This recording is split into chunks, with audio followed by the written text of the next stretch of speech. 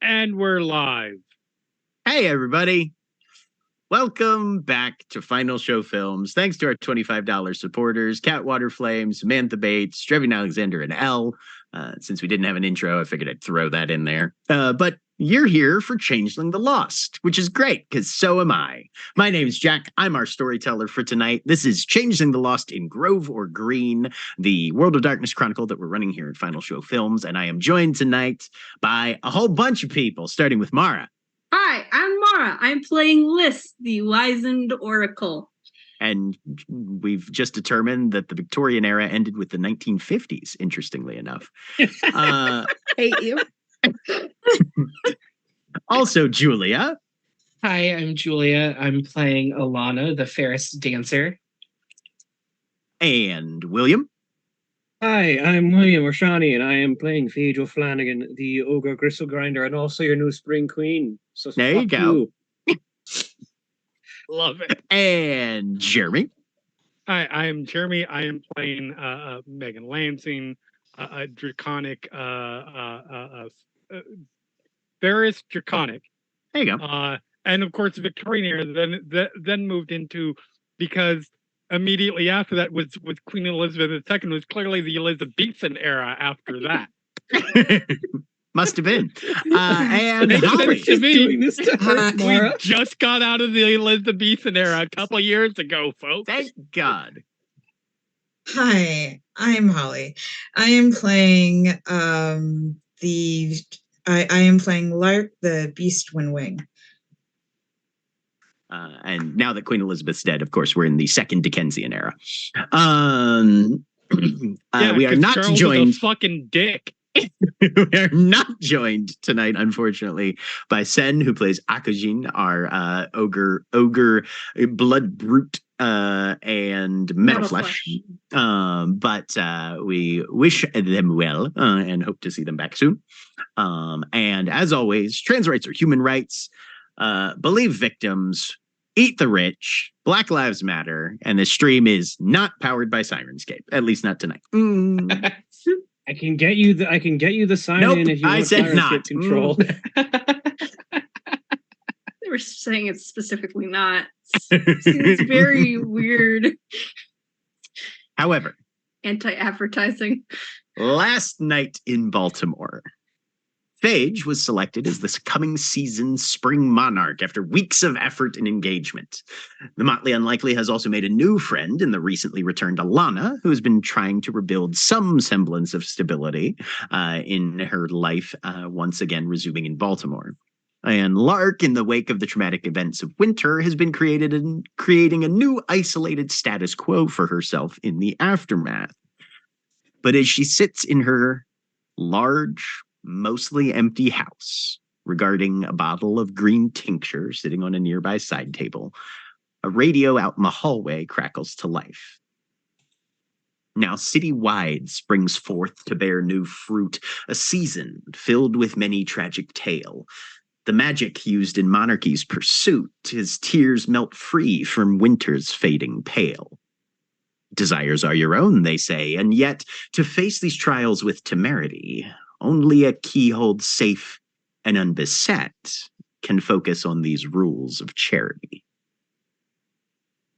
Lark, having just recently texted your motley mate and the new spring monarch, and knowing that there's a coronation event likely planned for the near future, perhaps as early as tomorrow, how are you finishing out the day? She will walk over and she's just going to down the potion and then lay down and fall asleep. Go ahead and roll me resolve and composure then.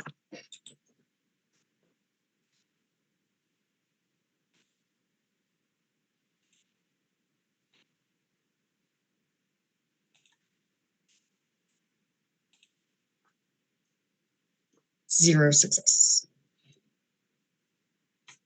You down the liquid that Barnaby gave you, turn, and you take a step towards your bed and find yourself falling. You watch as the blanket that hangs down over the edge towards the floor. You see the colors kind of drift past your eyes as in slow motion you find yourself collapsing face downward.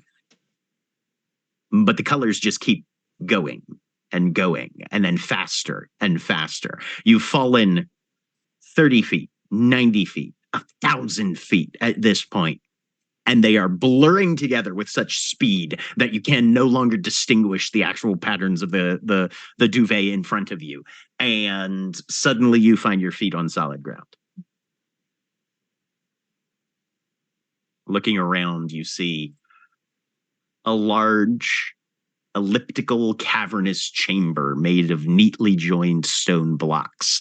Massive, at least 20 or 30 feet, most of them, clearly worked in some age long since past, with simple masonry tools, and there's tendrils of moss growing out of the cracks of this immensely stable but unmortised dry stack architecture around you in this huge oval room.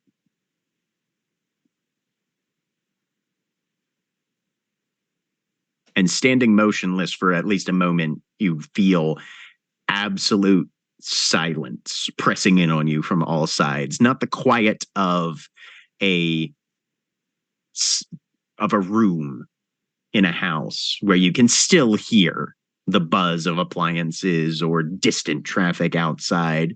Not even the quiet of a remote mountain slope where still the faint whisper of wind or a distant bird song might drift, but a full, muffled, deep, insulated, oppressive almost silence of a room that has dust and stone and moss and air. And except for possibly the subatomic Brownian motion of the molecules that make up the matter in here, not a single vibration except what you might bring with you.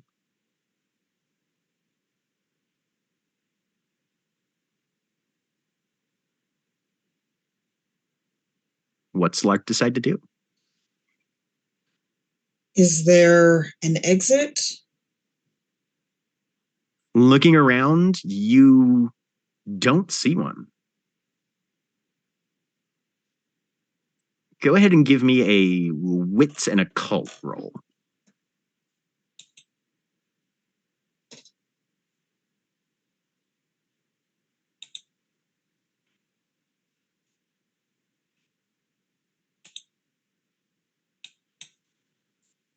Two successes. You remember Barnaby saying that this would induce some sort of lucid dream, but a particular type or blend or flavor of them. Almost every changeling, by nature of their existence and their possession of a link to the weird, has the ability to dream in a lucid manner almost every time that they are in one of their own. This one feels different, though. Go ahead and give me a wits and composure for what you can see in your immediate vicinity.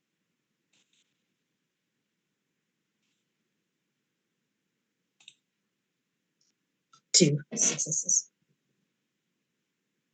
You're looking around, and most of the mosses are individual strands, kind of like the Spanish moss that you'd see hanging off of the mangroves in an ecosystem that's a good bit more southern than Baltimore is located, but still some of them, though, are wide, long blankets that cover large sections of the stone. And looking at the shape as well, given Lark's background, you remember that rooms like this form a whispering gallery where individuals standing at one of the two foci of the shape can hear each other by virtue of the sound waves being reflected from point to point. These are acoustically significant structures, rooms that are shaped like this. You also know that if you decide you want to just get the fuck out of here, you could probably dream a door into existence, even if there isn't one that exists behind any of these locations. But we'll pause there for Lark for a moment. As a vehicle pulls up, and Alana, you're deposited outside the night gallery, where you know a spring election has just taken place, and you've gotten a summons from the new spring monarch. She will just sort of brush herself off, do a quick once over in her phone's camera, and walk in. All Who's right. working? Who's bouncer tonight? At the moment, there isn't one. Interesting choice. She will. You reach out and you grab the doorknob, and you hear the bolt automatically click, click, clack as it shoots back from obviously being very securely locked to no longer so.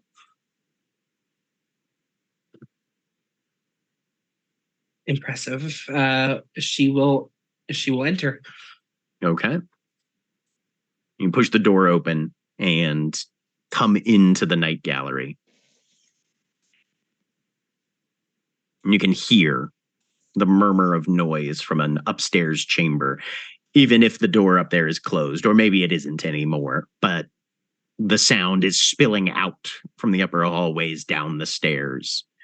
And while you've never been up into any of the main rooms there, you know that on the upper floors, each of the courts has a private chamber dedicated solely to their business that only member of those courts are permitted to enter.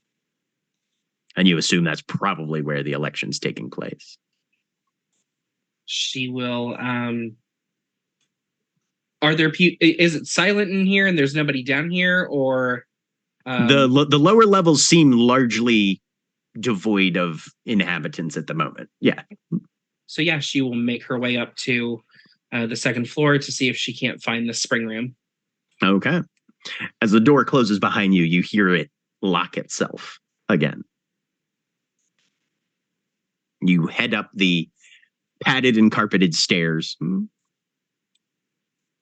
passing a mildly patched piece of plaster on one of the walls from where a bullet once entered. You've heard there's a story behind it, but nobody's really shared many of the details with you. List gets a little uncomfortable anytime somebody brings it up, but you know. And following the noise, you go upstairs to decent sized room where you can hear and see people moving back and forth, the door flung open. And the spring court is in session, but at a less rigid part of the proceedings. Looks like things have moved fully into full-blown party mode at this stage. She will enter, go straight to the bar, get a vodka cran, and then try and find either Phage or Megan, whichever one she runs into first. So the little sort of like sidebar that's set up here, Will Turnover is manning it, as he pretty much always is. Phage and Megan, both of you roll me a d10. All right. Give me just a sec. Okay. 6. Not because of work, because I need to get into roll fun. Look, I wasn't gonna overtly call you out on it, but all right, just a D10. Just a D10. Oh, Megan's closer. So Alana will just sort of very much the Office gif of Angela showing up next to Dwight, just like pop into existence beside you. with a drink. Just slight wave. Hi, Phage requested me to show up. Oh, hey, sweetie. Cool. So we've had a good night. I don't know where Phage is currently. Probably really busy at the moment. I can imagine. Vision of the crowd parse, and it's just Phage sitting in a chair with both Sunset Blue and Leaf Finger, Joey Hot Sauce, and Carl Stitches, all of them just sort of in a ring talking. How are you doing? Good. It's still not been a good week. Though Understandable. I did, maybe now's not the best time to talk about it, but I did run into Lark. Okay. She gave me the number to her agent, and she wants to take me shopping, and she offered me a place to stay. Huh. Interesting. I'm not entirely sure what that means. That it's either very, very good or very, very bad. Why would it be bad? Sorry, it's most likely good. And I say that sincerely.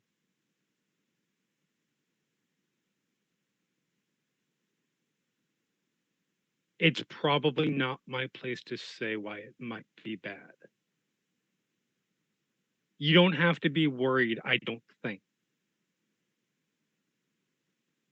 Okay. I can't think of a possible reason. Not a realistic one, I don't think. Why you would need to be worried. Okay.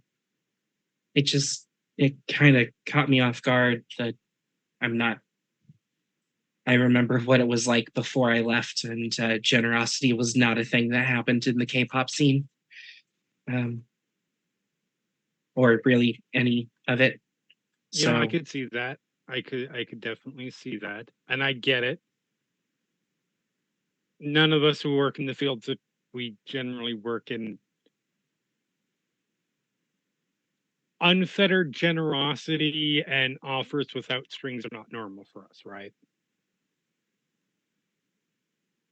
I think you should be okay if, you know, if at any time you're feeling uncomfortable, like if you do go and you know you're not under any obligation, but I think it would be good for you. Might be good for her too. If you go if at any point you need a bailout, let me know. I have your number. Yeah. If you want the preemptive, there's an emergency call, a check-in moment. Just let me know when to call, and I will make that call. What's it'll give you K-pop the and why is excuse it to duck out. ungenerous? You look over and you see a very thin figure. How tall is Megan? Megan is fairly tall. Want to say she's like 5'10", 5'11". Couple inches Something like shorter that. than Megan. So still like Figure half a with- foot taller than Alana. Right. Dressed in like a long coat with a button down underneath that's buttoned all the way up. Pale skin, kind of largish ears and nose, very blobby sort of in shape. The eyes, however, are just black orbs with a sheen to them. He's wearing a driving cap, like a golf cap almost. And the long sleeves of this coat are tucked into the pockets. This is Castor. He's a member of the High Thunder Motley. Recent arrivals to the city as of winter. Okay. You've seen that they work for all that entire Molly works for Leaffinger here at the Night Gallery. And you know that those aren't hands coming out of the ends of those cuffs tucked into the pockets. He's got these long tendrils, probably anywhere from 3 to 12 coming off the end of each arm. Numbers vary day to day. Right. And always carries a kind of an acrid chemical smell to him. Hey, Caster. Long story short, it's a pop music scene. It's a genre of pop music. And like any kind of entertainment field, it's very cutthroat. Probably more so than most, I would imagine. Even I technically need to get back on my diet, which technically was malnutrition, but yeah, we're gonna have a conversation about that. But yeah, there's only so many spots at the top. There's a lot of people who want to get there. Unless it's right. This is one of those things where you can't kill the people that are in your way. This is correct. That's annoying. Human society tends to look down on if you murder your competition. He blinks twice, one with one set of eyelids, one with the other. And then just sort of pauses. Well, I smell an opening in the conversation if you're looking for the new monarch. Yes, thank you. Good to know. She will look at Megan. Are you coming? Or yeah, I'll come with. No, I will absolutely come with. She'll just sort of grab her hand and pull her along. Consider me your bodyguard. Okay. So, Phage, you've been conversing with some of the more high-mantled individuals of the Spring Court for a bit. But there's a lull in the conversation, the way that periodically almost every conversation seems to drift to. And right about that time, you see Megan and Alana coming over. There's our newest arrival. They will just sort of nod. Your worshipfulness. Please never call me that. That's just the goddamn start. Do I address you as your highness or your majesty? You can call me Phage. We'll workshop that. Oh, I'm gonna get so many titles that I'm gonna hate. I've been practicing. Oh, I'm sure it's gonna be a game by the time we're through.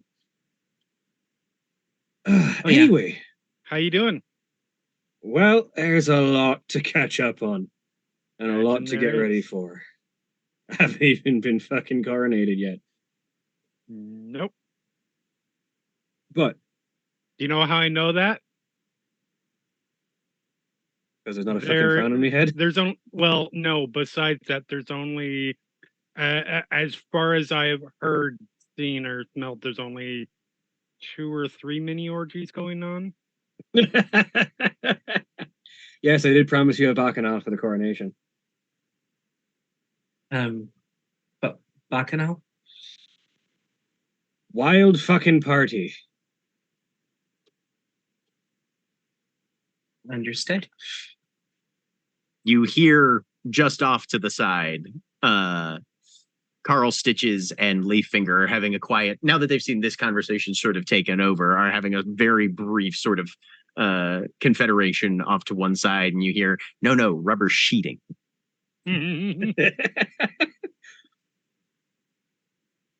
So what do you need from me right now?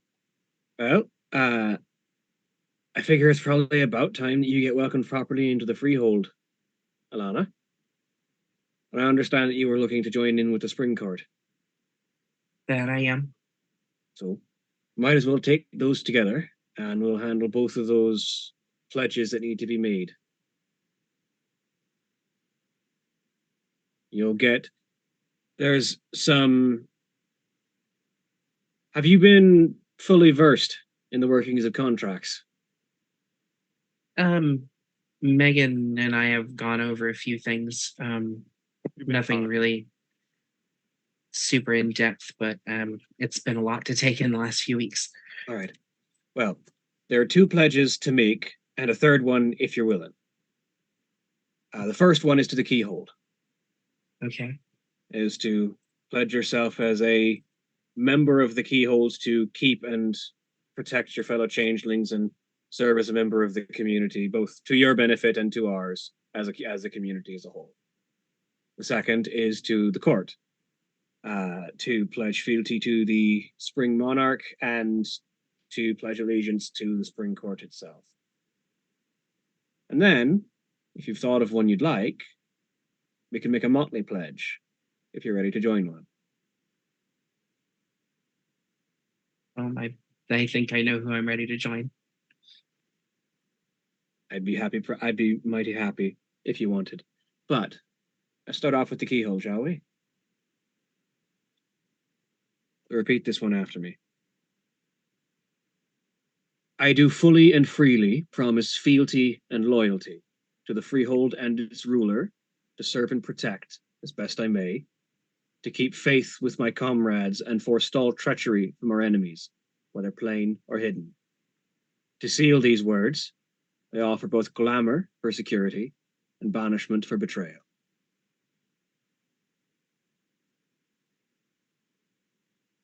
I do fully and freely promise fealty and loyalty to the freehold and its ruler, to serve and protect as best I may. I think I'm reading an older version. He holds fidelity. Yes. Yeah. To serve and protect as best I may, to keep faith with my comrades and forestall treachery from our enemies, whether plain or hidden. To seal these words, I offer both glamour and for security and banishment for betrayal. Spend it out of willpower, or a point of willpower, I should say. You're not losing a whole dot, just a point. No. And you feel something settle over you. A binding of magic that is both. It feels almost like armor, but with spikes on the inside at a few key places. And there's a ripple that goes out as you find yourself bound by a pledge, possibly your first one since returning from Arcadia itself. And you realize that there is safety here, but the threat of cost if the pledge is ever broken. And that goes both ways.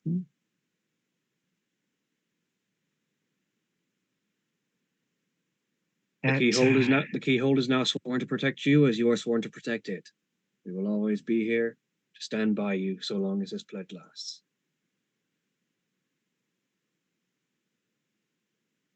You, like every other member of the Keyhold, now get a +1 to dice pools to gather glamour.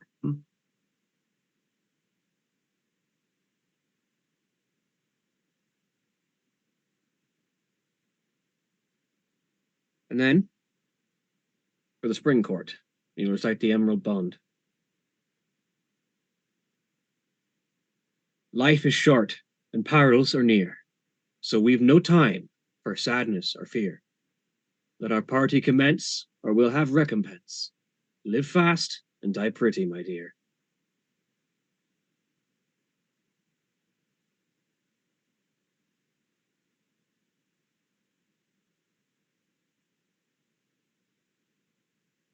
Trying to find this. It should be right it should be right above the Keyhold's fidelity. Should be right above the Keyhold's fidelity. Let me make sure that it got There we shared go. with you properly.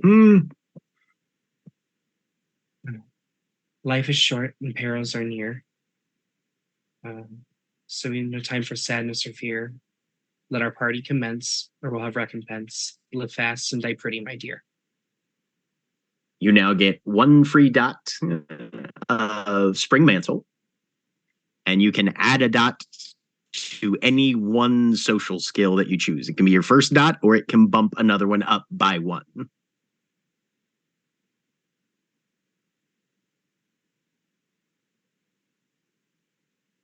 We're just gonna bump expression to 4.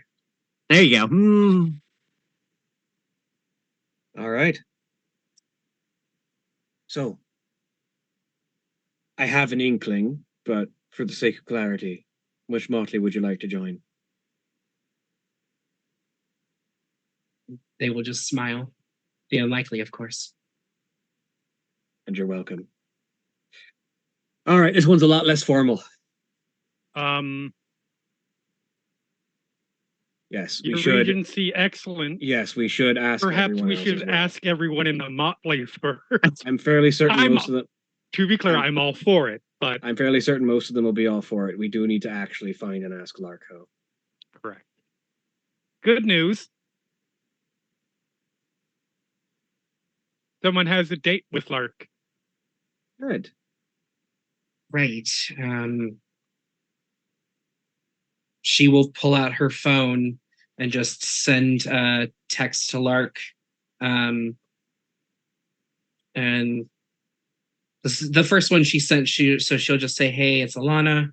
How does tomorrow sound for shopping?" Question mark. So, Lark, your phone goes off, but you don't hear it. You're completely unaware. You're in a big oval stone room. With your initial analysis as it stands, what's Lark's plan? First, she'll stand there for a moment, get a bearing, and just say, hello? Hello, hello, hello, hello, hello, hello, hello. The echoes bounce and refract, and you can feel the sort of resonance of this chamber.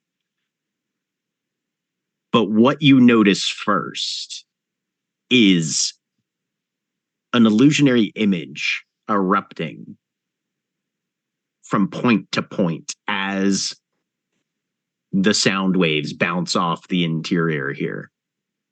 Go ahead and give me a wits and composure, given the successes on your occult roll, +2.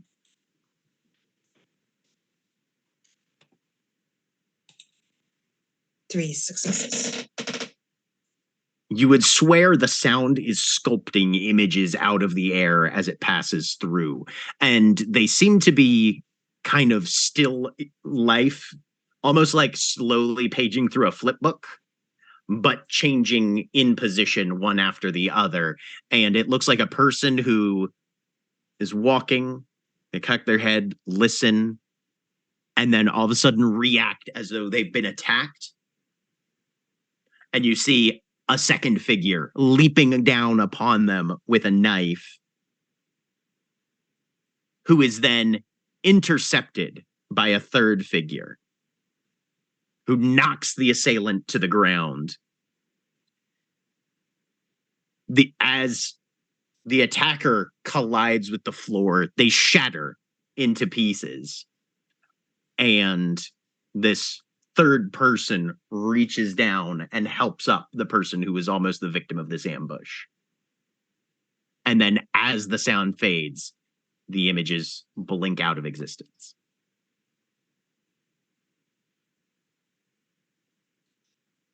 Did she recognize any of those people?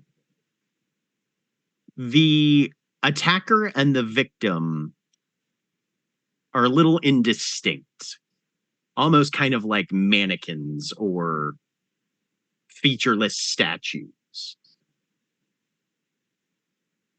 The person who stopped them was you.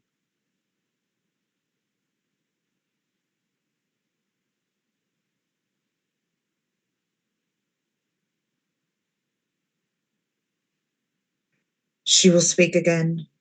What is this? Again, the echoes of the sound bounce around the chamber, and this time the scenario changes. You see Akujin riding on his motorcycle, And then the perspective shifts, and another unseen figure is prone on a rooftop with a sniper rifle in hand, tracing the path of a distant motorcycle now. And just as they're about to take the shot, you see a flock of birds burst across their vision. The shot goes wide. Oxygen steers down a side alley, now completely concealed from the assailant. And the last image that comes is yourself down below the rooftop where the shooter was, eyes looking forward, and you know your own capability of speaking with animals and directing their movements. And you are seeing yourself once again prevent harm to somebody.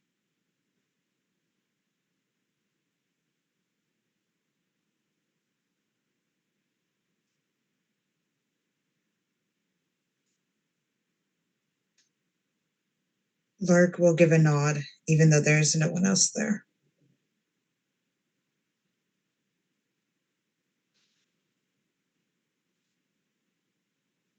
She will take a few steps forward. With each step, there's a crunch underfoot as your feet cross the loose dust that coats the floor of this chamber. And with each sound, as there's step, step, step, now once again, the images resume, but they cover a lot more territory and percentage of this room, showing brief sections of what eventually resolves into a full scene of a crowded room, an elevated stage, a single microphone, yourself in the midst of a vocal performance, and a number of specters looming over a couple individual members of the audience. And as you see the picture of yourself singing there, it's not making any noise, but as the figure's mouth, this reproduction of yours mouth moves with each note, with each lyric, one of those specters resolves with greater clarity. One of them seems to be an aspect of disease. Another one looks like the person they're hovering over, but injured in some sort of accident. And the third one looks like a person, but they are covered in bandages and objects of recovery, like they narrowly survived something horrific.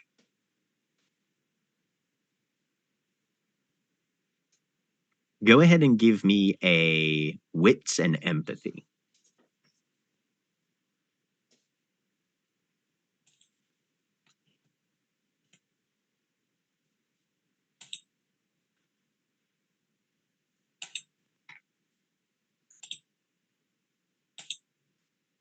One success.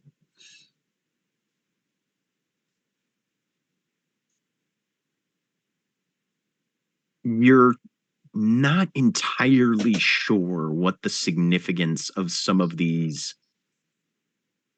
visions are, but there are common themes of seeing danger before it actually happens.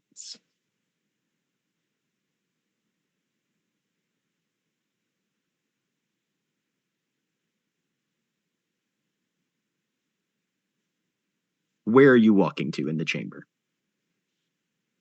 She'll just walk across the chamber. Okay. You make your way to the far side, and at this point, there is pretty close at hand, maybe 10, 15 feet away, one of those big patches of dense moss that you, as you've made your way there, you can feel it sort of soaking up the sound a little bit more, not reflecting as much as the bare stone parts of this chamber do. but you're within about arm's reach of these massive curved stone blocks. She will reach out to touch it. As you do, suddenly you can feel the vibrations, very faint. They almost resolve into something that your senses can perceive. And you can tell that something about this place turns vibrations into knowledge or into foresight, something like that. But you feel like you would need more in order to figure out what specifically is happening with this wall in this moment. All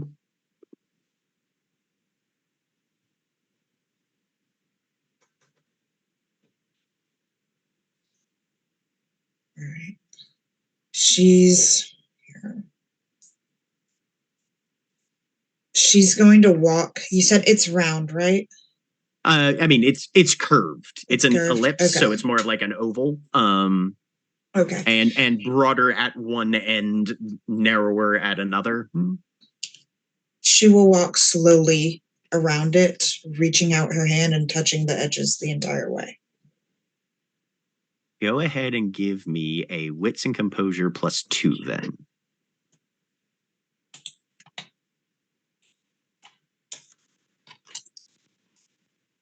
Three. You notice that as you walk, there are areas where certain of these surfaces, it's not a smooth, even surface all the way around, which a normal whispering gallery would be. But as you walk and your fingers are in contact with these stones,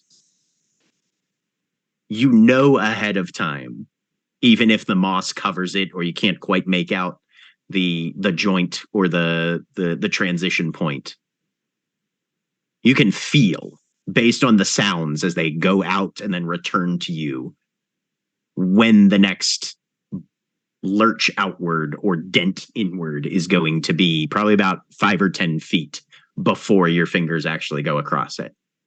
That's the first thing you notice. It's almost like echolocation, in a sense, where the sound tells you what's going to be there physically before it actually is experienced. But then you get a jittering sort of sensation where instead of just one block being a couple inches deeper or pushed out than the one preceding it, something is carved in to the stone on this next section. But you're coming up on one of those big mossy sections, so whatever it is behind that plant life. She will try to pull some of the moss back away from it. Okay. Give me a wits and resolve roll.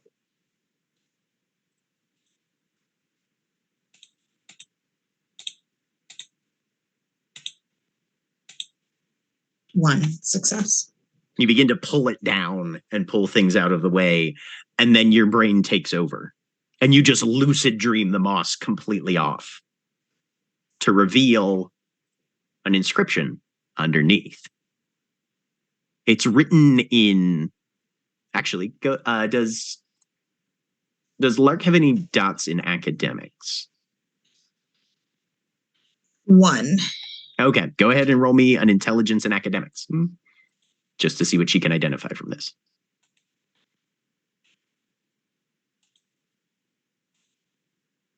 One.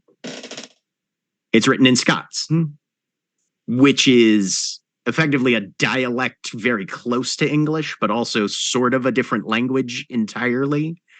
But there's a lot of overlap, and a lot of the things are altered spellings and that sort of thing. It's almost sort of a phonetic transcription of what a traditional Scottish verse would be. Spake King and Queen of Ogian, how many missing frae Avalon? 8 and 8 and another 8. Abbas returned by candlelight. and the mount be swift and the spurs be bright. How many huntsmen there, Howie? None of the holds dare come and see. Which I will put in chat so you have an access to it.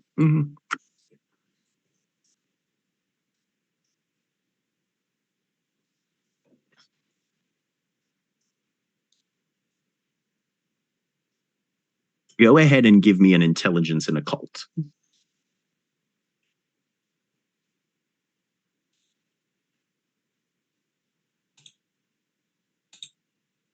2. Two things that jump out to you. Ogian and Avalon. In your time spent with the Autumn Court, and just from access and sort of osmosis exposure to the various bits of lore and mysticism and magic and those sort of things that the Autumn Court is so keenly obsessed with, Avalon and Ogian are both names from mythology, but more specifically, names of places that are half remembered as actually existing in Arcadia proper. This is talking about the Keepers specifically.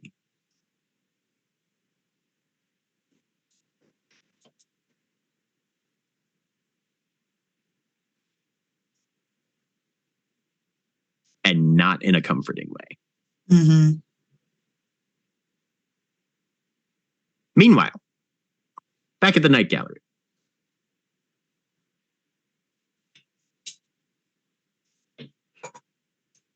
You guys have just wrapped up a couple of pledges. And there's been talk about incorporating somebody else into a motley. Yep. What's the rest of the plan for the night?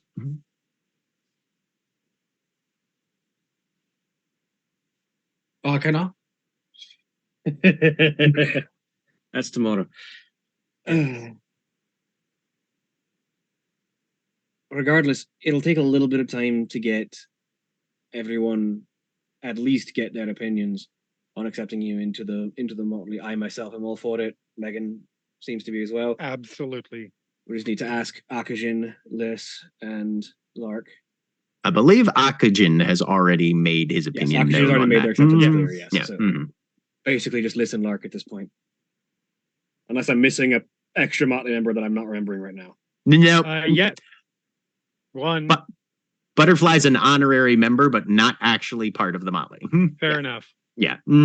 She has not taken any pledges. I'm just glad that I remembered for once. Yeah, I knew, but I wasn't certain whether Butterfly was in the motley or not. No. Nope, she sure damn is. Confirmation that she's not. Okay. She's not Yeah, even a member of the keyhole, technically. Nope, she's courtless. And there's nothing wrong with that. No.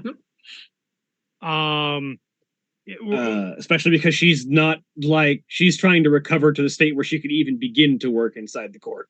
Absolutely. Yeah. We're only down to 2. They're going to be the 2 to get that are the hardest to get answers from. Not that they're going to be opposed, just elusive. Yeah. Fair enough, but it shouldn't. I don't imagine it will take that long. No, I can go back to the crack house and talk to Liz.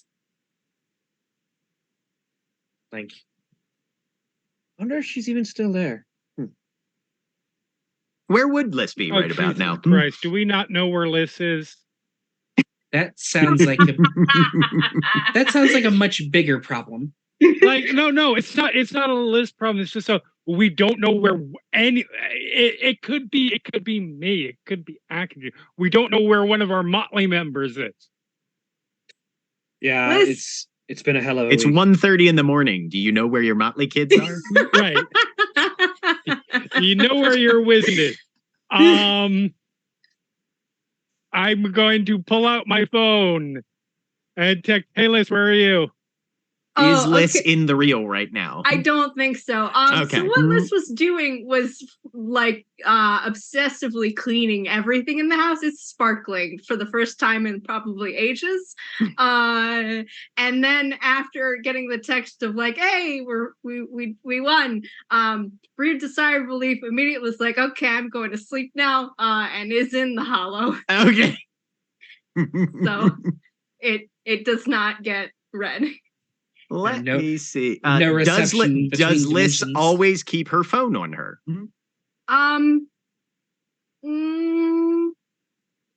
Yes. I feel Okay. like there was a conversation about phone safety early on, and I feel Oh, like yes. the Yes, thing there of was. you keep your cell phone on you has been drilled in enough. Plus, otherwise she would lose it.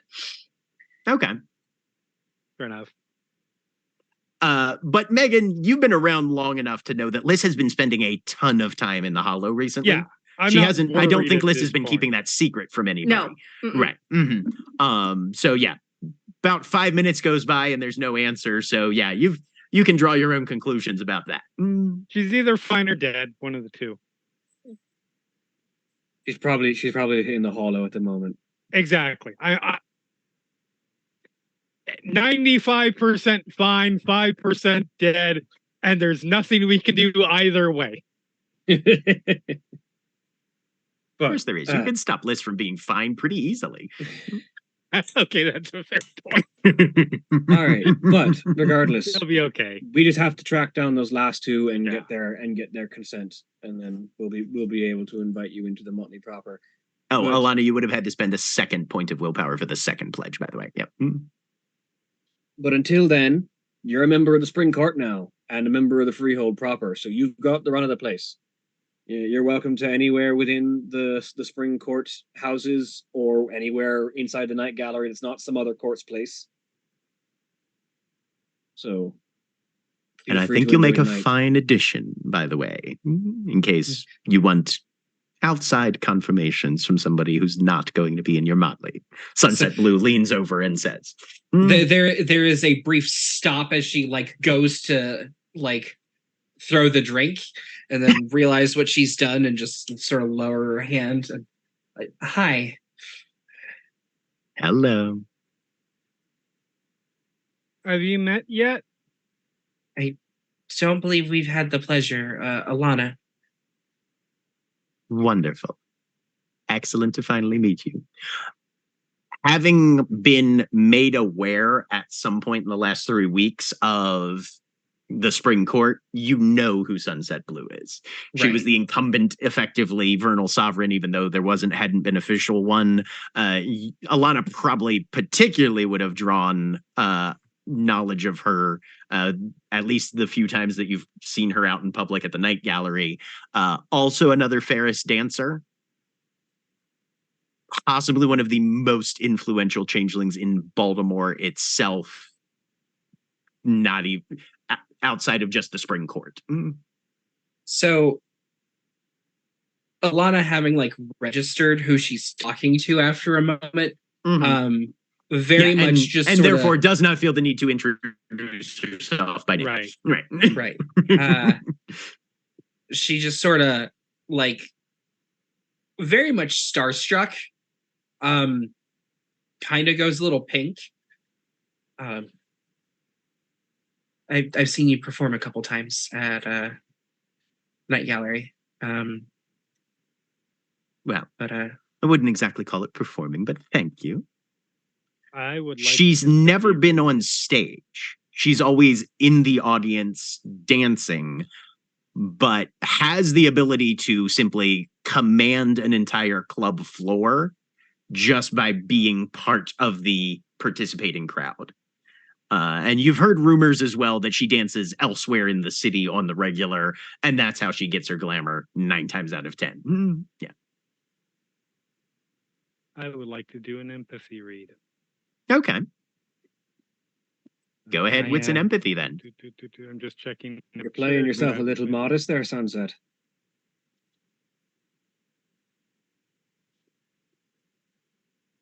Let's be honest. Really? Sovereign. Never mind. Please don't go Tonight has laying that on been- too thick. That's my job. Darling, I was wearing it before you were, and I'm giving it to you tomorrow. Show a little respect for your elders. I'm asking that you show me a little less. She gives kind of a half smirk. Megan, you're having a hard time. You know that Sunset is a consummate social performer in that she reveals exactly what she wants. Absolutely. Honestly, there's a little Emma Frost in there. You know how Yeah, it goes. fuck yes. And Why do you think I'm obsessed with her?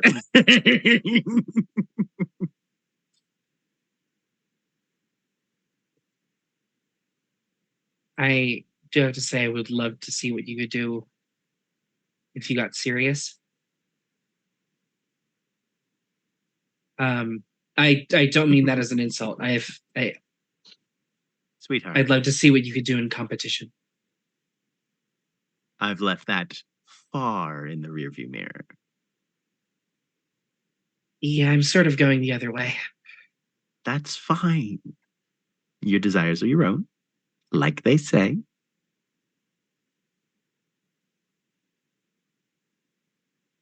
And you can go ahead and give me a wits and empathy as well for Alana.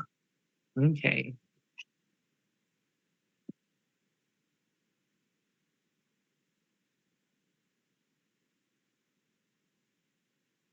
Wits and empathy.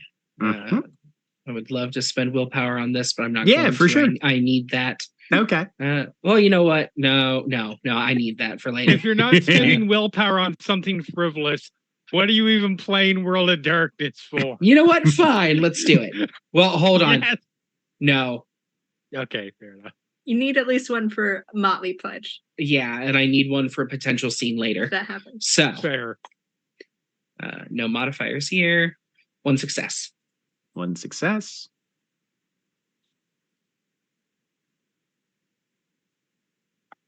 Can't get a read.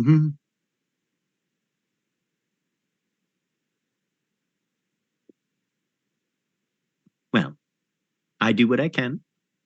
And tonight, if nothing else, has been, we'll call it a reality check.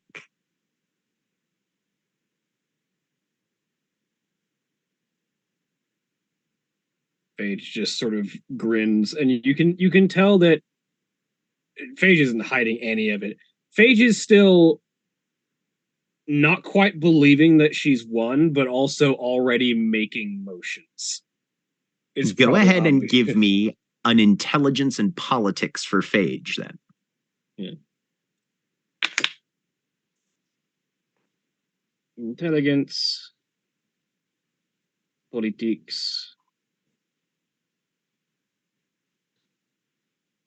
2 successes. You grin and you see Sunset kind of smile back at you, eyes very clear. And Leaffinger has stepped away to handle some more preparations for tomorrow, probably. And possibly for the first time tonight, it occurs to Phage that this was a very close election. And you pulled it out. You won. Which means that just less than 2/3 of your court don't want you sitting where you are right now. Yep.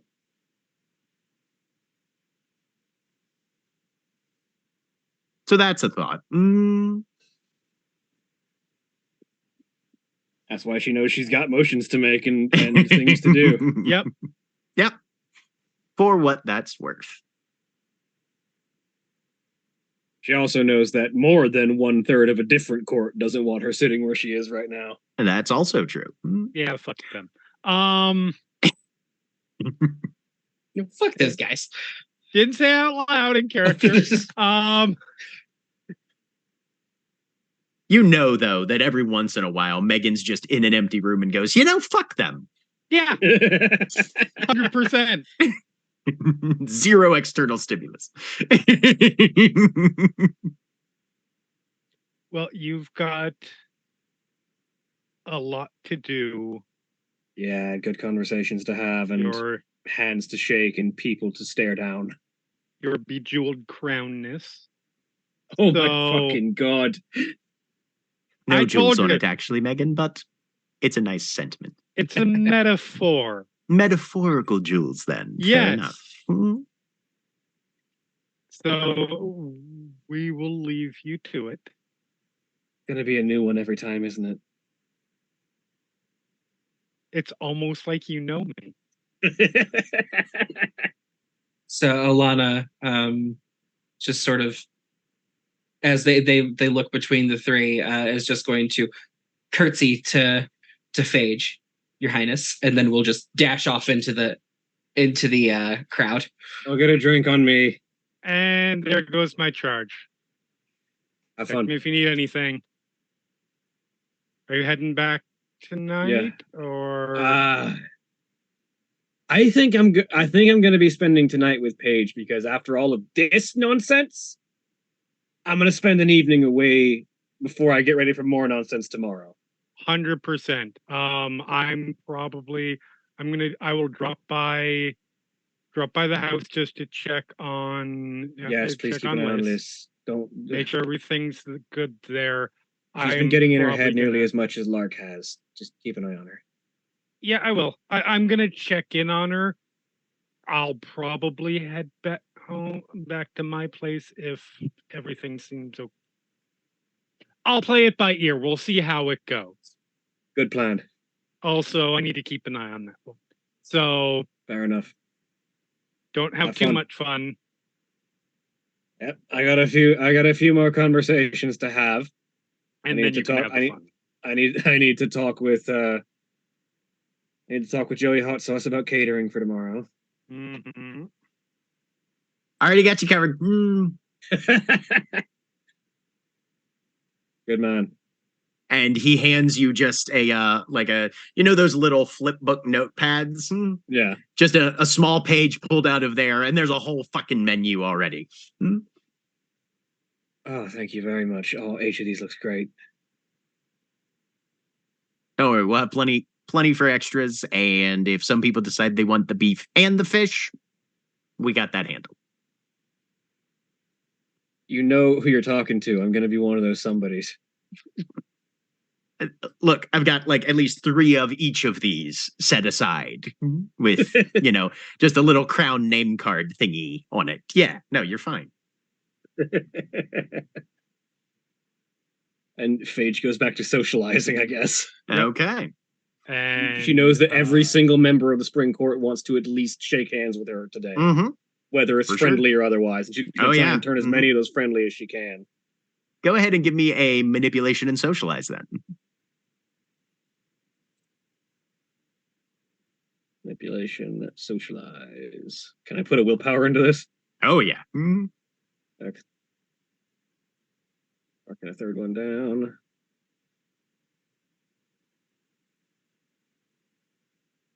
I also have a thing that I can do, but I need to remember what it is. 2 successes. You make some impressions. Make a note of that roll. All right. Meanwhile, Lark, you've uncovered this rhyme statement carved into the walls of this chamber.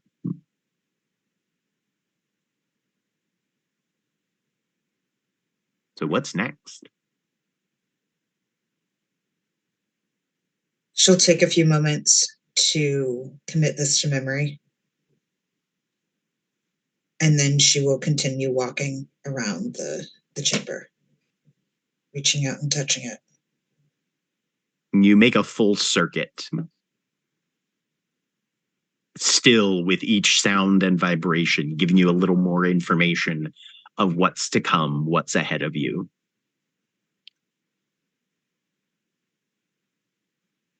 And you start to get the sense that... Actually, give me one more wits and occult.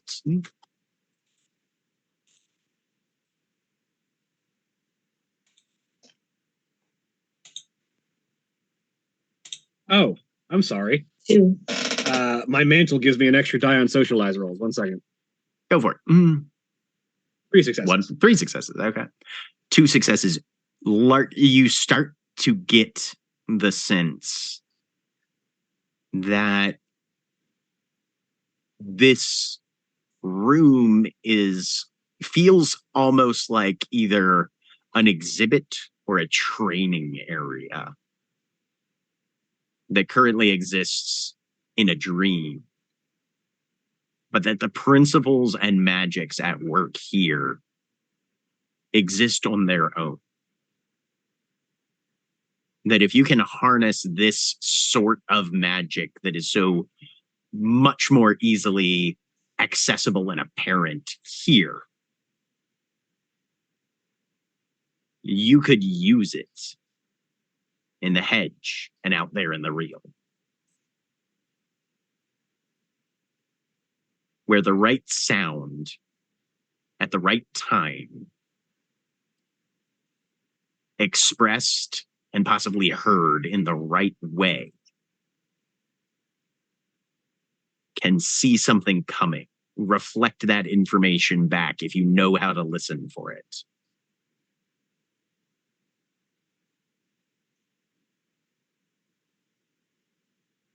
And prevent things, possibly. Like people dying. Or people having to be killed.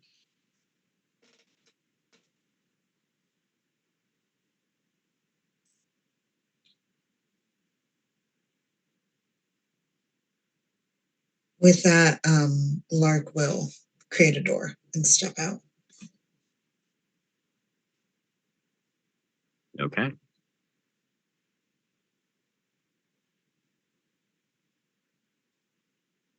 What is Liz doing tonight? Besides clean and then go to sleep. Anything particular?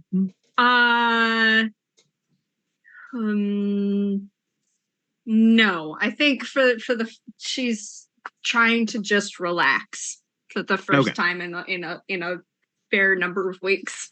All right. Alana, Phage, Megan, is there anything else you need to do at this after party you're at before retiring for the night?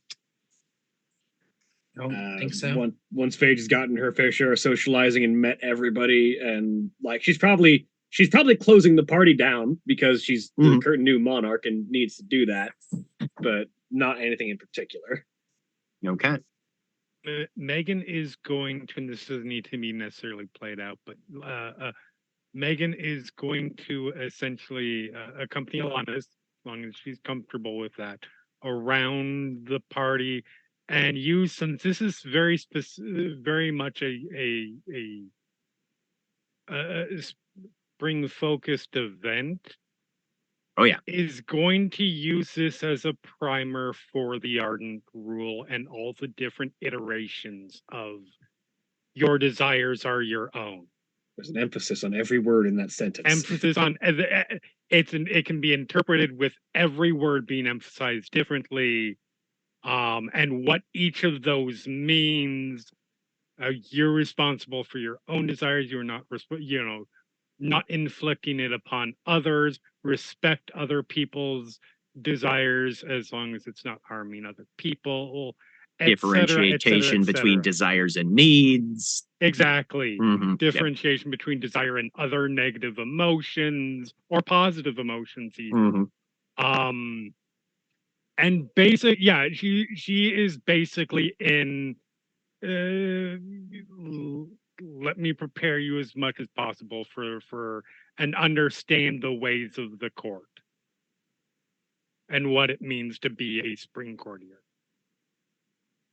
Cool. And also meet people. Yeah, absolutely. And this is sort of a debutante tour to an extent for Alana. There's also a couple of very new spring courtiers here as well. Other people who have fairly recently, since the end of the Winter War, come out of the hedge and been sworn in to the spring court. You meet an elemental mannequin named Chrome Blank, who is literally just shiny metal, almost their entire body. Nice. And you meet a beast wing called Kettles, who genuinely puts anybody who comes across him in mind of one of the vultures from Disney's The Jungle Book. Yes. Down to the Beatles haircut. But does not have an English accent. Yeah. And but you make your way through all 20-ish members, 19, 20. Anyway, there's somewhere around 20 members of the Spring Court, all of whom are in attendance here tonight. And you at least put names with faces for all of them, especially those you haven't met yet. Mhm. But yeah, Phage, the party begins to wind down. Leaffinger comes over a couple of times to check in on a few questions or confirmations that he wants for the events of the morrow. And you guys set a time for just past noon for when the festivities are going to commence for the coronation. And everybody eventually goes their ways to wherever they're going to rest. Can I get a read on Leaffinger over the course of the evening? Wits and empathy, go for it. I'm trying to see how the unexpected "no, you can stay in charge" of the night gallery hit with him and everything else over the night. 2 successes. Let me make a roll for him. Which Molly is he in? There he is.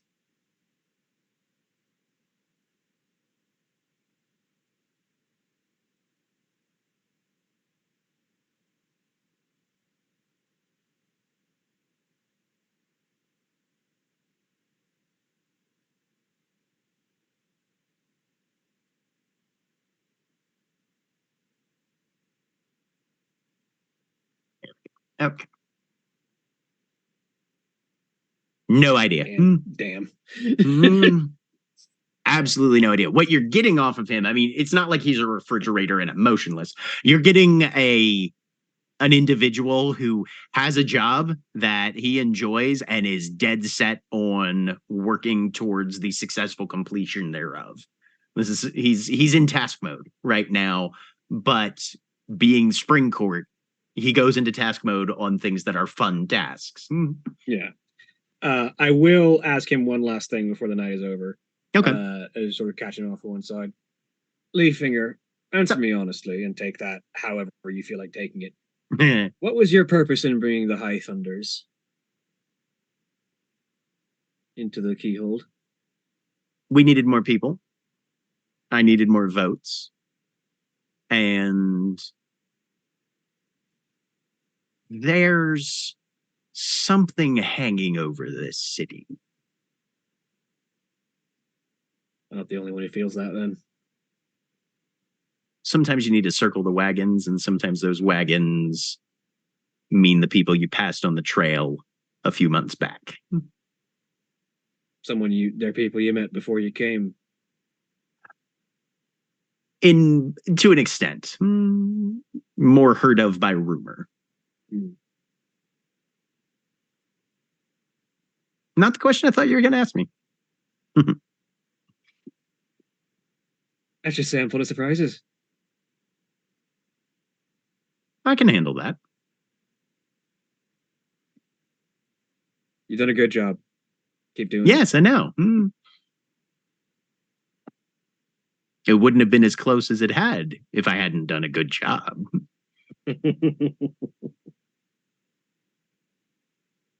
Also, tell that shit-talking singer of hers that I noticed.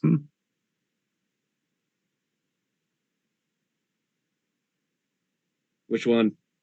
Lark. Yeah. Not mad noticed, just noticed. Fair enough. Okay, just so we have that clear. How's the beard? What beard? I don't have one. I'm kidding. Oh, are you going to pull a John Coffin on me? I'm just considering. I've got ideas. Okay. I'd rock the fuck out of a beard. You would. Don't even play. I'll be honest. Like I'm kind of considering not doing it because it might just make you more handsome. Flattery will get you many places. Well, have a good night, Leafinger. All right. We'll get this place cleaned up and set. And she'll head out for the night. Okay. And that's where we're going to take our break. Pick up on the following morning once we get back. Go.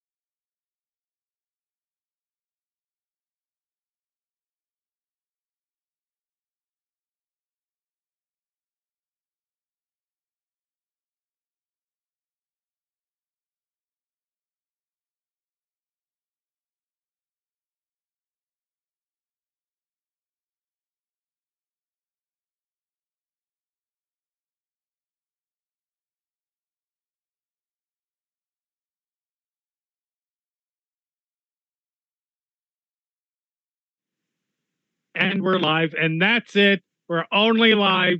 That's all. Nothing else whatsoever. Okay. Nothing else at all. Okay. Look, I'm not watching the Twitch dashboard right now, so practically anything could be happening, and I would have no way of knowing. Well, everybody awakens the next morning and gets a willpower back. Lark, you wake up on your downstairs couch, which is not the room that you drank the Yeah. bottle in. Yeah, I was gonna ask. Okay. Mm-hmm. She will stumble to her feet and go upstairs and grab her phone and get dressed. Okay. Wasn't there a message from Alana? Yep. Mm-hmm. You're muted, Julia. I keep doing that. Yes, there was a text from Alana. What did it say? How would you feel about shopping tomorrow? Question mark. This was sent last night. Oh yeah. Mm-hmm. Yeah, she'll text back. When is good for you? I'll pick you up. What time's coronation? A little, just past noon. 10? Question mark. Well, what time would this be happening? How early morning? I'm thinking around 8, probably. So yeah, You did have a comparatively early bed last night, based on the time you knocked yourself out. So probably she'll be awake and text back 9:30? Question mark.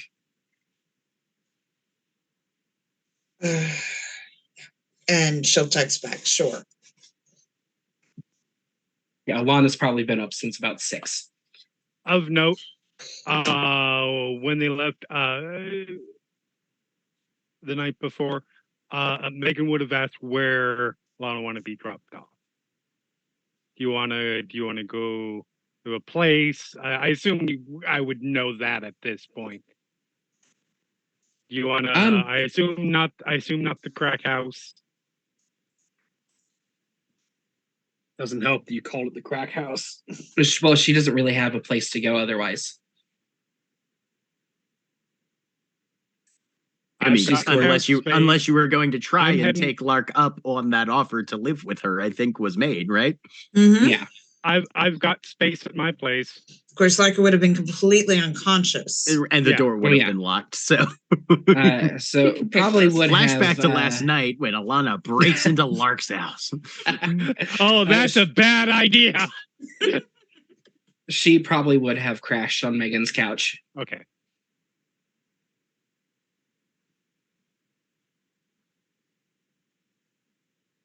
So she will give that address.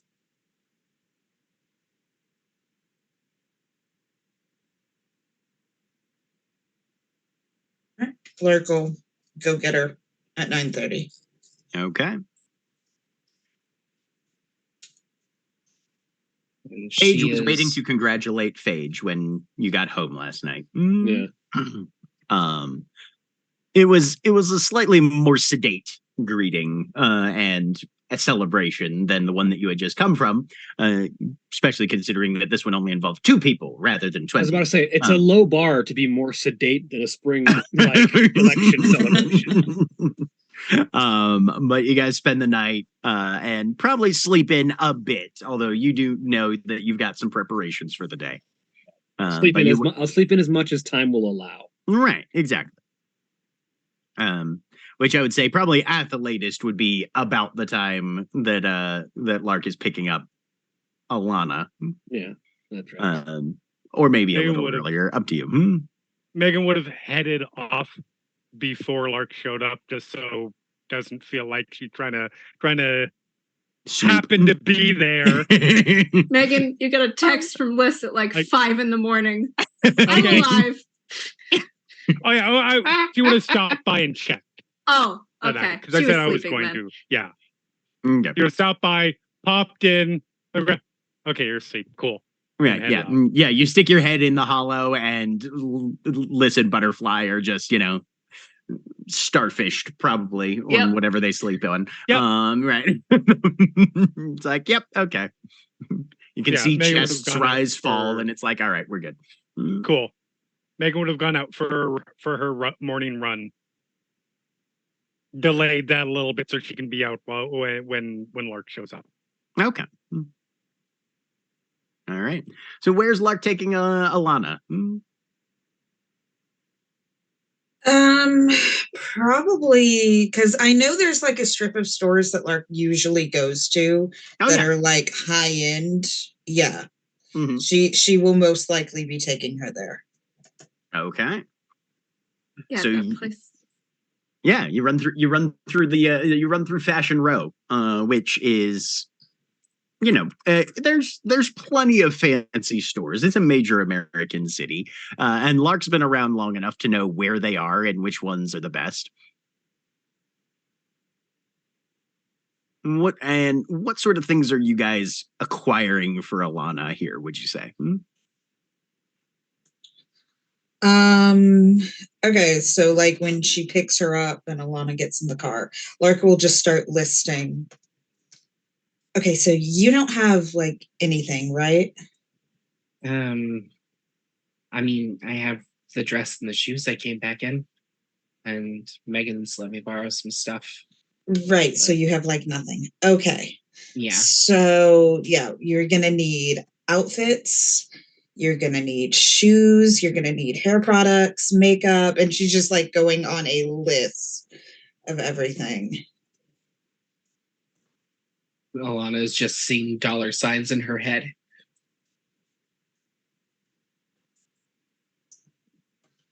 And like almost reading her mind, she will say, "Don't worry about the cost of anything." Sorry, it's habit. Seriously, don't. Okay? I can afford it.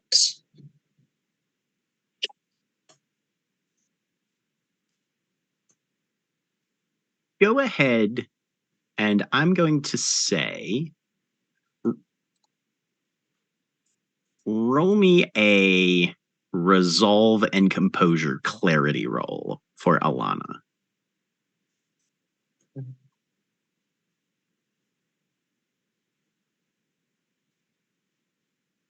Resolve, composure, and clarity. No, this is Okay. a clarity roll, but your dice pool is resolve and composure. Okie dokie. No modifiers. 4 successes. There's a jitter in your consciousness as you say it's a habit. As part of your memory whiplashes, and you go, as a voice kind of off to somewhere in the back of your mind goes, habit? How is this a habit? You've been back for 3 weeks, and previous to that, you didn't care about the cost of anything for over a decade.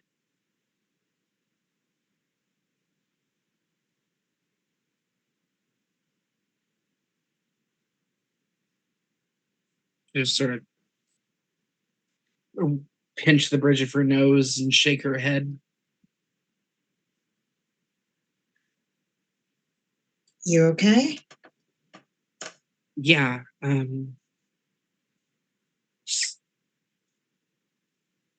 It's nothing.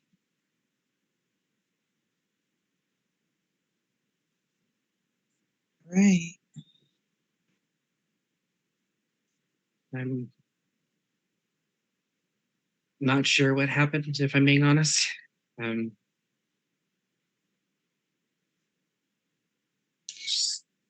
my experience, that's normal for being a changeling. I think it's resurfacing of memories from before. That happens, I hear.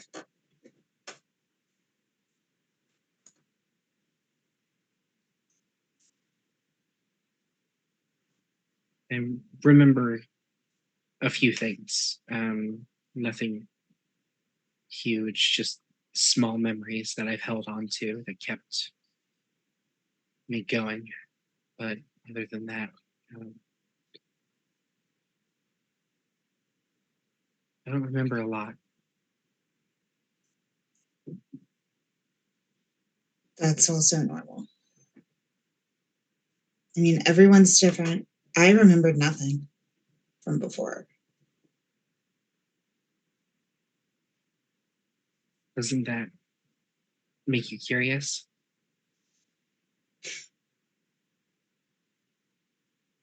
A little.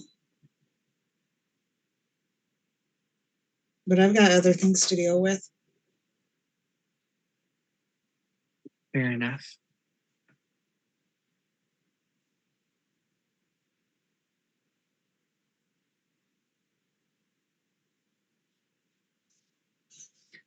All right. She pulls into a parking spot.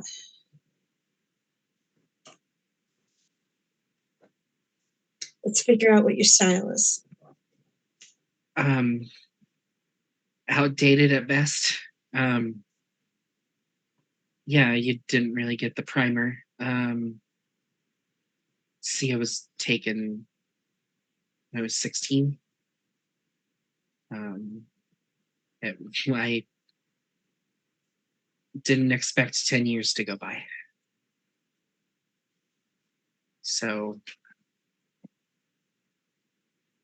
relearning a lot. And I did have my first drink.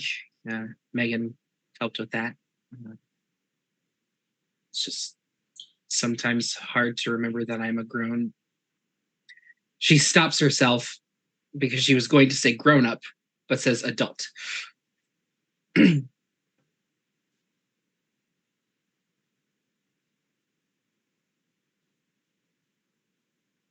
Lark will put her hand on hers. It's a lot to deal with at first, I know. It does get better.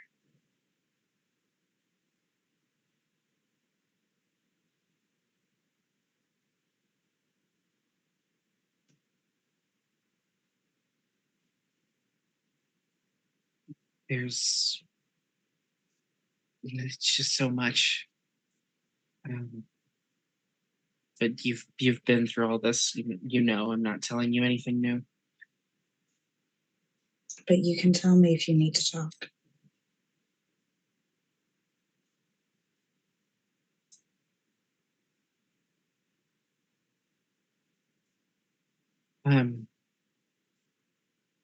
Well, there is a question that I'm supposed to ask.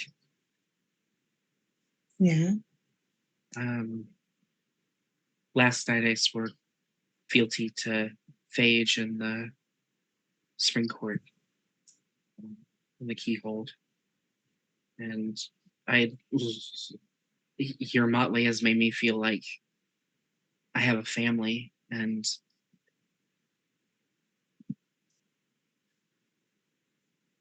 So you want to be part of this? if you'll have me. Lark will take a moment and look her over.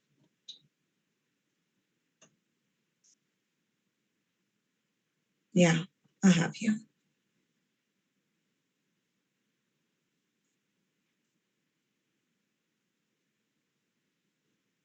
There's also one more thing I want to ask. I need space. Not like from people. I need somewhere to practice. I haven't been able to properly have any form of dance practice since I came back, and it's not that I'm rusty, but I was. And she just sort of locks up and visibly shudders. I need to be able to do the pop dance. I need to be able to do the things I wasn't allowed to do while I was in my durance. That's the word, right? Yes. But I'd love to find a place to practice, and I'd really like to show you and Megan what I can do. My offer still stands. If you want to stay with me, you can. But if you would like to, I live in a freaking mansion. If you would like to have space to practice, you can come over. She just sort of blinks a few times. They really did leave a lot out about you. Lark, go ahead and give me a intelligence and do you have any dots in crafts? I think I do. Hold on. I have one. Intelligence and crafts roll.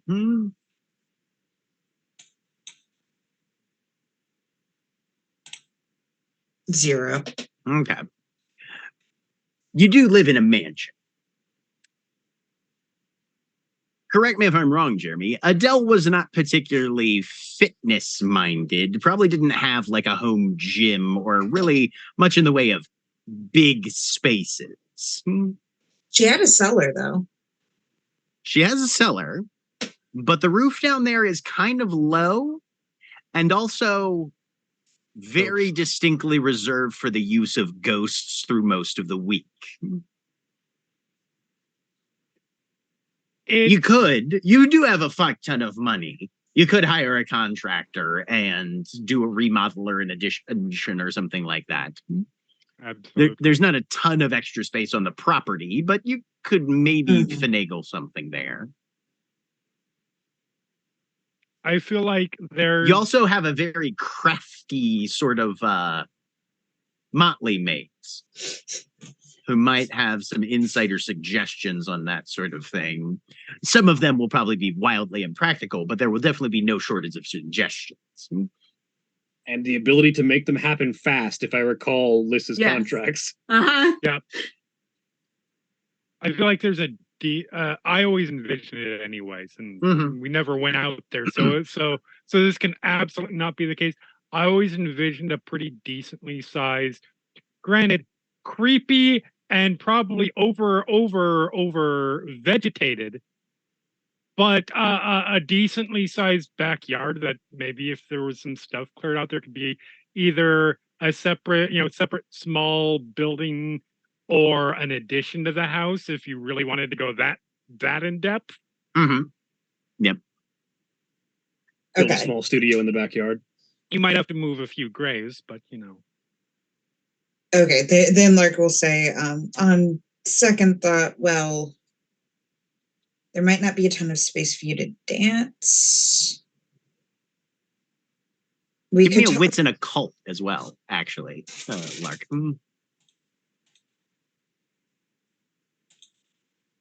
As you remember, the dance might awaken the dead.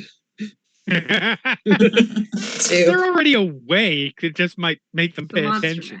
You do, however, also have access to a second piece of property that is psycho-reactive and with a little bit of time and investment can give you space for free. Wait, what do I have access to? The hollow. You could make a dance. You could if somebody's willing to buy a couple extra merit dots in hollow, you could in very short order and for absolutely zero money get her a potentially slightly odd but very functional dance studio there, especially if it's just something she needs for space for herself. We might be able to get one in the hollow. They've not been inside yet. I understand. Liz is very crafty. We can talk to her. I could just build an expansion. And if all else fails, I'll just buy you a studio. No. Also that. Look, I know you have. I like to think the no's have started out initially very strident and, firm, and have just gotten increasingly weaker and more plaintive as they keep having to happen. It's very, very submissive at a point of just like, no.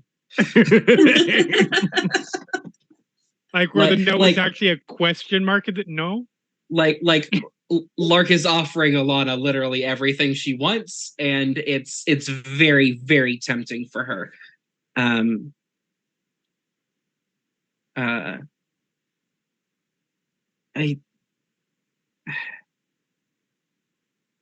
We can.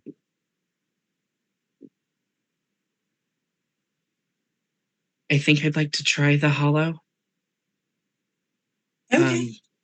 I don't want to go in alone. I mean, But- like, Liz goes in there all the time, but I can go in with you if you want me to. I'm not going to make you go anywhere you don't want to. I can go in if it makes you more comfortable.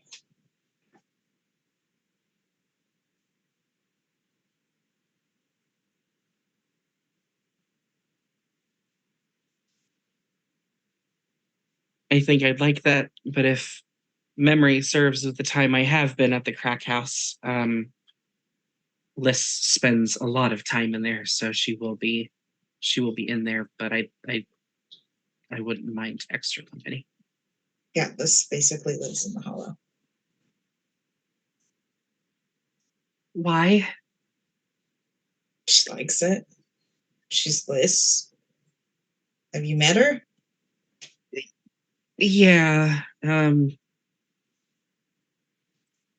sort of like the impression that I got off of her, especially the first time, was sort of like if a garden gnome was the patron saint of bad crochet.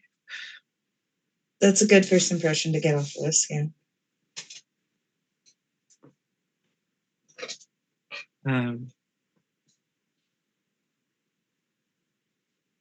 Yeah, I think I'd like that, and as long as I can play music in there, it doesn't really.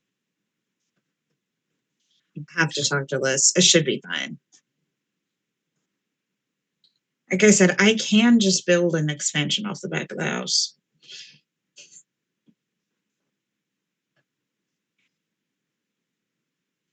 Or just Okay. outright buy a studio, Yeah, or just buy. I know you have more money than God or whatever, but I have a lot of money. I've yet to come close to making a dent.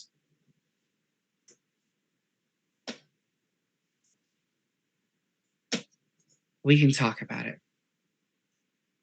For now, let's forget about everything else and just do some shopping. Absolutely. All right. And we blitz across town to the crack house. Liz has come out. You got your text messages and that sort of thing. And you've been out in the reel for a bit. Give me a wits and composure for Liz. Sure.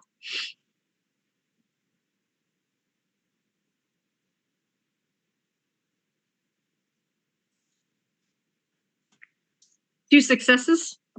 2 successes. Okay. You hear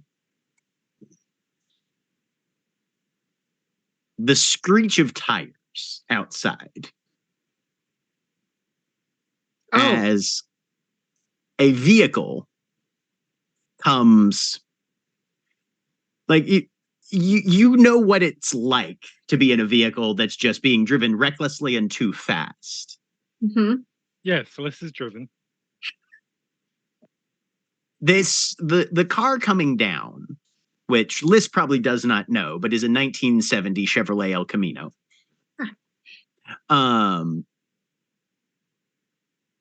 With very bad paint,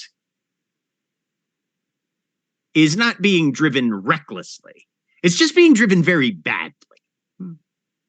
Oh, is this the lawyer? Was that his car? No. No. Okay, I was trying to remember whose car that was. I mean, he was a bad driver. I told him so repeatedly. He's not Didn't bad. help. He's just reckless drunk. driver.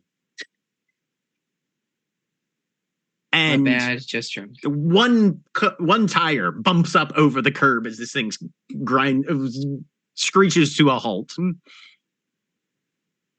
And a figure leaps out of the passenger side, having crossed there from the driver's seat, and just sprints up to the door and bangs on it very hard. You can give me another wits and composure -2. This person's moving very fast. Okay, sure.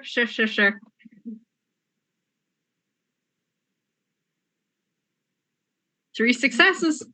You do catch the glint of what looks like a mantle of golden coins all stitched together and long black hair flying behind. This is Tag. Okay, I opened the door Tag's a immediately. very then. bad driver, apparently. He's waving a slip of paper. You did it! You did it! Yeah, I did.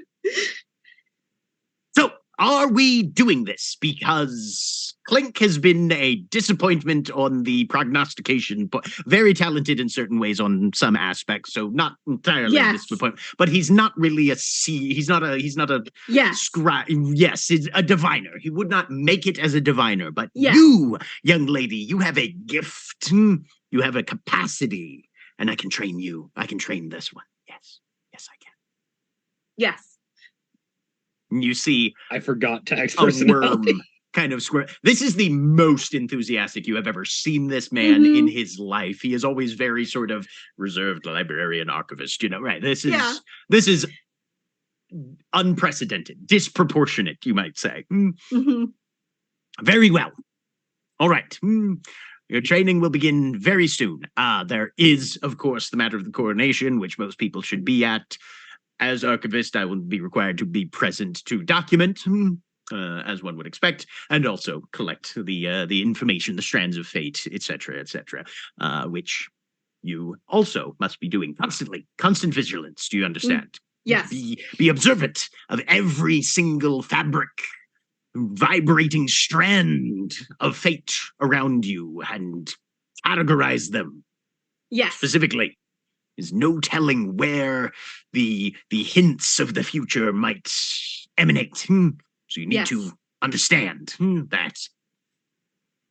That is the first lesson, one of the many first lessons that you will have in your apprenticeship for the college. All right. There's a place to sit down in here, I think. Last time I was here, somebody was dead. Yes. Adele was dead. It was unfortunate. Yes, let's take a seat and get this underway, my young apprentice. All right. So, I, Tag, archivist of the Autumn Court of the Ashen Circle. He starts declaiming while you're walking in. Okay. Do hereby pledge to take Liz. Do you have a last name? Doesn't matter. As my apprentice and prospective member of the College of Worms until such a time as her training is complete and she may join the academics as a full-fledged diviner of the How secrets. long for that? Until it's done. It's always until it's done. How many others are there? How many others what? Diviners? Augurs? In the college. In the college? Oh. No one truly knows. We are spread across the globe, and no one person knows everyone, of course. So that scope of understanding, there may be one or two other archivists who documented everyone, but I would say hundreds maybe. Across the countries, throughout the various realms, some living almost entirely within the hedge, some who have purportedly stretched their sight so far as to gaze glimpses of the forbidden lands from which we have all escaped. But it's mostly about data. It's mostly data collection and correlation and interpretation. It's mostly data. Okay. So don't get too excited. You're not particularly adventurous, are you? Don't strike me as very adventurous. Anyway, what was I saying? Oh yes, take Liz of the Motley Unlikely, member of the Keyhold of Baltimore, member of the Autumn Court and the Ashen Circle herself, as apprentice until her training is complete and she is ready to enter the College of Worms proper. I so swear this upon my weird and the sacred sacraments of the Divinest College and the strands of fate that fall upon the Maryland Fall line until such a time as my conference be concluded and my pledge be fulfilled, or Liz refuse to participate further in training and quits the Order of her own court. Yeah, and he holds out his hand like he's trying to shake yours. I'll shake it. Okay, and you feel a pledge activate. Weirdly, there wasn't anything required of you during this pledge, you notice. Mm-hmm. This is very one-sided. Excellent. Well, now, I was so excited I left without my tie. This man is halfway between Gandalf and Brian Blessed. I have one. Well, if you're not using it. Yeah. Liz will scurry off, and it's got like random, like you pick up like a bunch of random clothes from Goodwill to take apart and put back together. In yeah, there's ways. gonna be at least a few neckties in there. Yeah. Right. Yeah.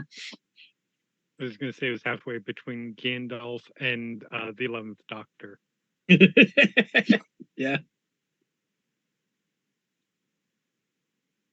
So you go up, you sort through. Have you moved all your stuff into the hollow, or is that still out like in your workroom? It's still out. It was like in. Give me one more piles wits and on the composure floor. then. Yeah. Okay. As you're sorting through stuff, it takes you a few minutes. Yeah. She had like you do the cleaning where you shove it all into the box. Yeah. Sort of thing. 3 successes. 3 successes. You're about halfway through sorting through when you hear a kettle whistling downstairs. Oh.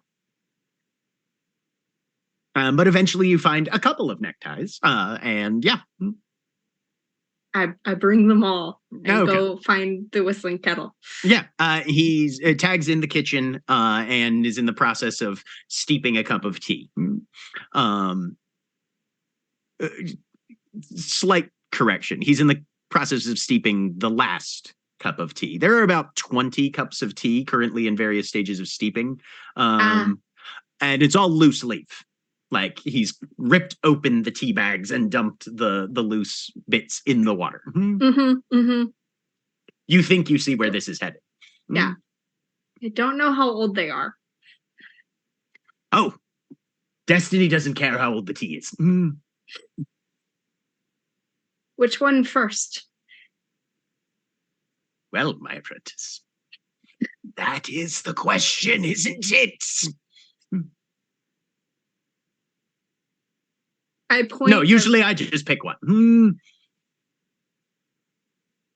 And he begins taking a sip and then pouring all the tea down the sink, flipping the cup upside down onto the saucer, and doing the entire thing to make a series of I'm super excited. I'm going to join in. Yeah.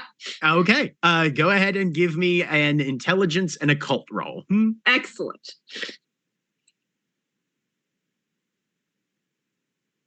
Divination by tea leaves. Yeah. The classic. Classic for a reason. 3 successes. 3 successes. You get all of the tea disposed of and a little bit of it drunk. Butterfly wanders in halfway through and just sits off to the corner, off to the side, eating a piece of string cheese. And at the end of it, you guys have a number of saucers. All right, get your books. Draw them all out. Record them. And then analyze their significance. Okay.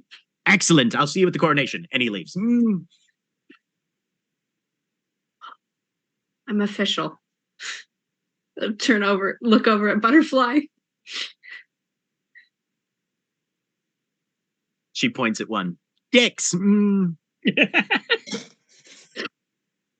After Butterfly. Yeah. I mean, kind of.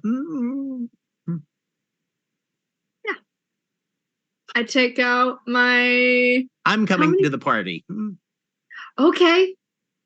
Do. Oh, okay. I have to stay focused. There's lots of clothes to choose from if you want to dress up. I point over to the room where the ties were. Okay. Oh. Flowers and petals. Let's go. And she wanders off into the room. Okay. And you hear kind of a thump, and then another thump. And you're familiar enough with the sound of somebody just taking a box full of clothes and dumping it on the floor. Yep. I'll have to clean that up later. It's fine though. Lissa's gonna keep drawing the tea leaves as ordered to. Okay, there you go then. So with 3 successes, you take a record. You don't know what you're supposed to be pulling out of this.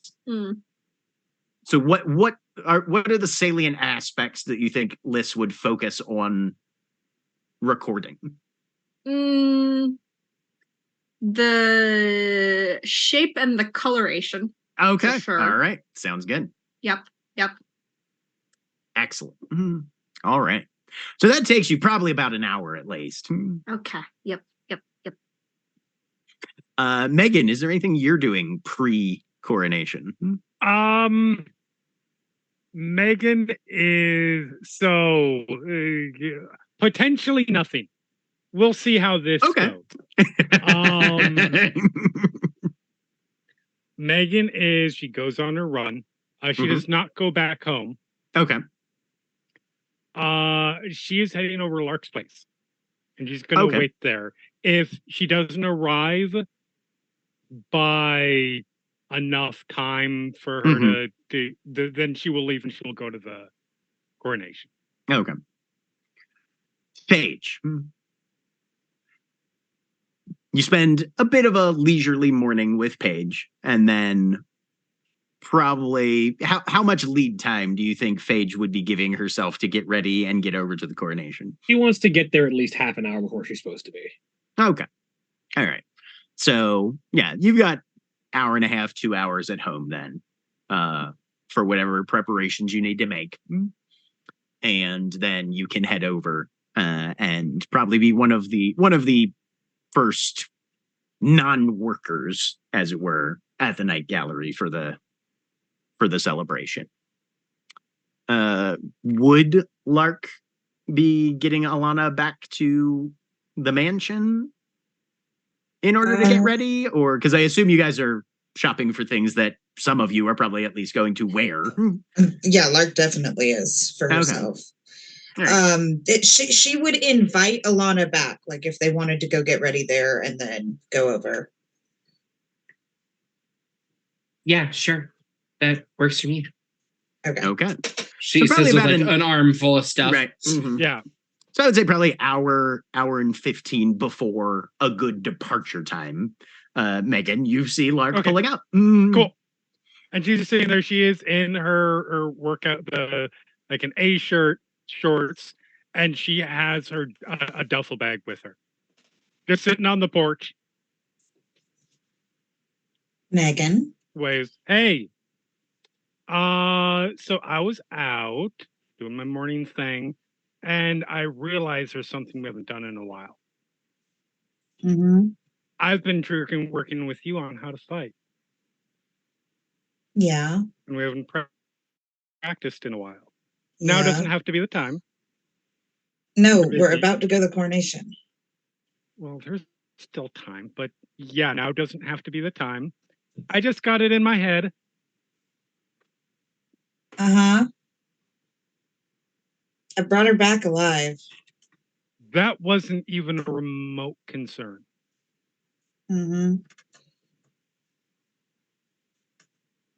It's serious. About fighting? What? What's this about fighting?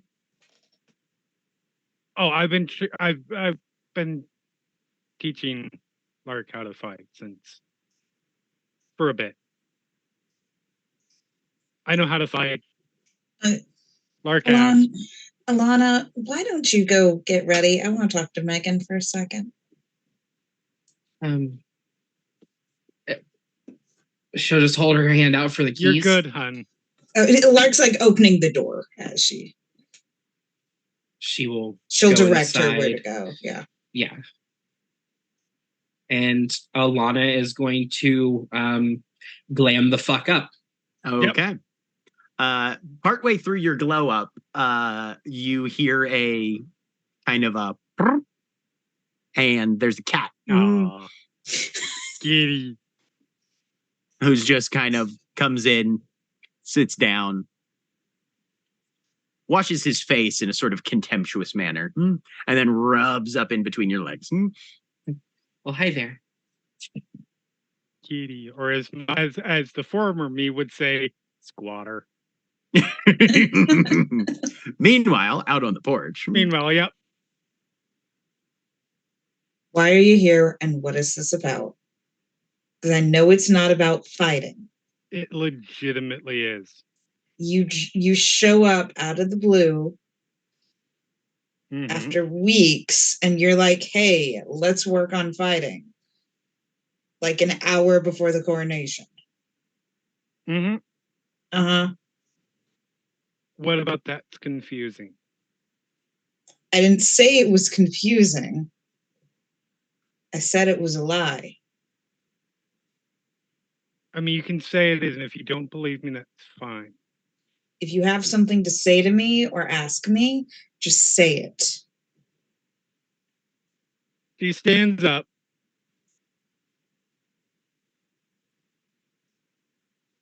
It is legitimately about the fact that now that a member of our motley is the regent, we're in a position of prominence, and that makes us potentially, conceivably, not guaranteed, but possibly targets. Yeah. And I am more than respectful about the fact and understanding of the fact that you need time. I'm all for that. I haven't tried to push in. I haven't tried to. I've actually fought every natural instinct I have to come over and say, "Hey, are you doing okay? Are you doing okay?" Because I know that's not what you need. And I appreciate that. But if you're gonna stay keeping your distance, which again I understand, take all the time you need. You also are going to need to be able to take care of yourself a little bit better.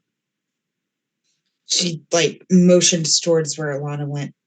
I'm not completely keeping my distance. I know that, and I appreciate that. This has nothing to do with Alana. I'll Mhm. be honest, I adore you, but if I thought there was any remote threat there, I would have put a stop to that. To you guys getting together. I don't think there is. I trust you. All right. It was very legitimately, honestly, what I said. Okay. You're Then right. Now is probably not the best time. it was I didn't know how really long you were going to random, be. I've and been you here just for an happened hour. to show up when I was out with her. You just happened to go out with her the night after we got ourselves a regent. Hey, she sent me the text I'm to not ask if we complaining. wanted to go out. Yeah. And I'm going to be annoying here and say I think it's very, very, very good and of you to accept the reach out, because I don't know if that was necessarily easy for you. I have reasons.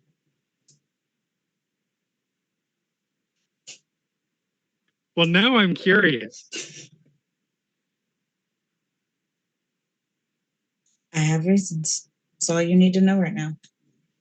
Okay. Fair enough. Like I said, I trust you. Do you want to come in and get ready? I'll be honest, all my stuff is back at my Oh, apartment. okay. So I wasn't sure if I you had would be stuff in the more than back. happy to do so. You know I love your place. But yeah. Anyways, I'll see you there. All right. I'll see you there. Yep. And I head out. Okay. Marco, go get ready. Sounds good. So people prepare. And I think we could safely move to the night gallery once again. As the keyhole descends, there's only a few events every season that demand a full quorum of the keyhole, but a coronation is certainly one of them. The place is decked out in massive opulence. Layfinger has, to quote a famous billionaire, spared no expense. And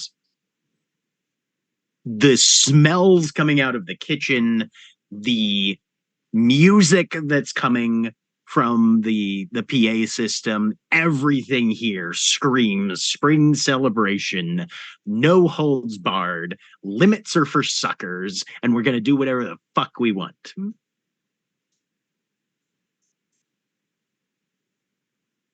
And that's just when you get there, Phage. Yeah.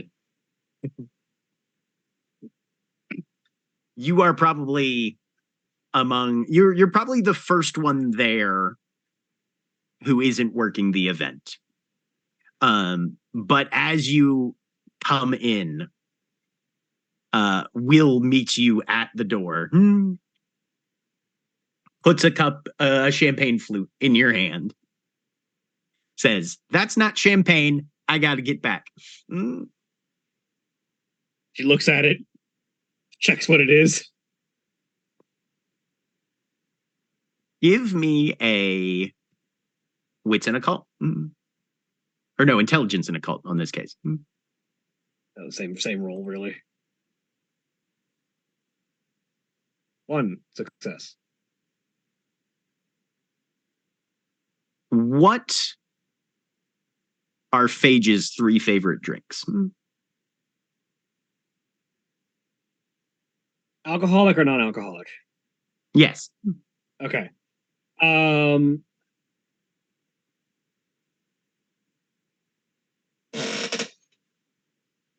Probably and this is absolutely ultimately Phage.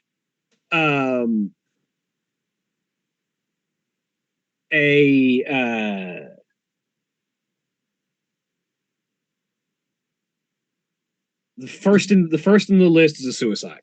Just Okay. like walk down the drink aisle and hit everything on the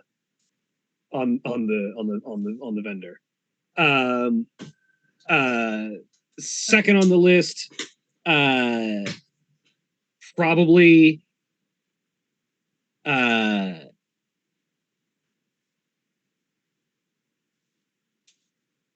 something. I don't know enough about drinks to name this drink off the top of my head, but something very heavy on scotch and probably oranges. Okay. Which I think actually is a blood and sand, like I ordered in the Marvel game. And then third in the list is just like orange cream soda. Okay. It starts as orange cream soda. So that's what it's at right now. Yeah. She just starts downing it. It, however, is crystal clear, transparent, whatever it is. Yeah. It's like upon inspection, she just, why hold back? Drink it. All right. Stage 1, cream soda. Stage 2, apocalypse. You down it. It is a whatever brand of that carbonated beverage, that soft drink that Phage is most nostalgic about. This feels like a very, very close approximation. Mhm. But you down the whole flute, and then as you do so, it slowly begins to refill from the bottom, same liquid. Where you headed? She's headed backstage to get to work on preparations as she does it a Okay. second time. Sounds good. Blood and sand next time. Yep. And once again refills. And it's just going to cycle for those 3 drinks. That's what she's figuring. Mm-hmm. So 2 hits of sugar, 1 hit of alcohol. Yep. But as the rest of you slowly begin to trail in, the entire keyhold seems to be present. Rhyme, the elemental snowskin, who's a member of Gale's Motley and also part of Common Security, is running the door. And as you all show up, you're escorted into a party that is somehow already in full swing as soon as the first person comes through.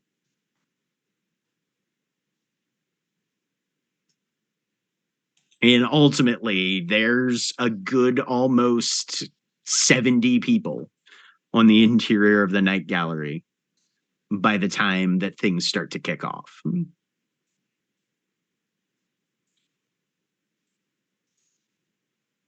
The event is energetic. It is open.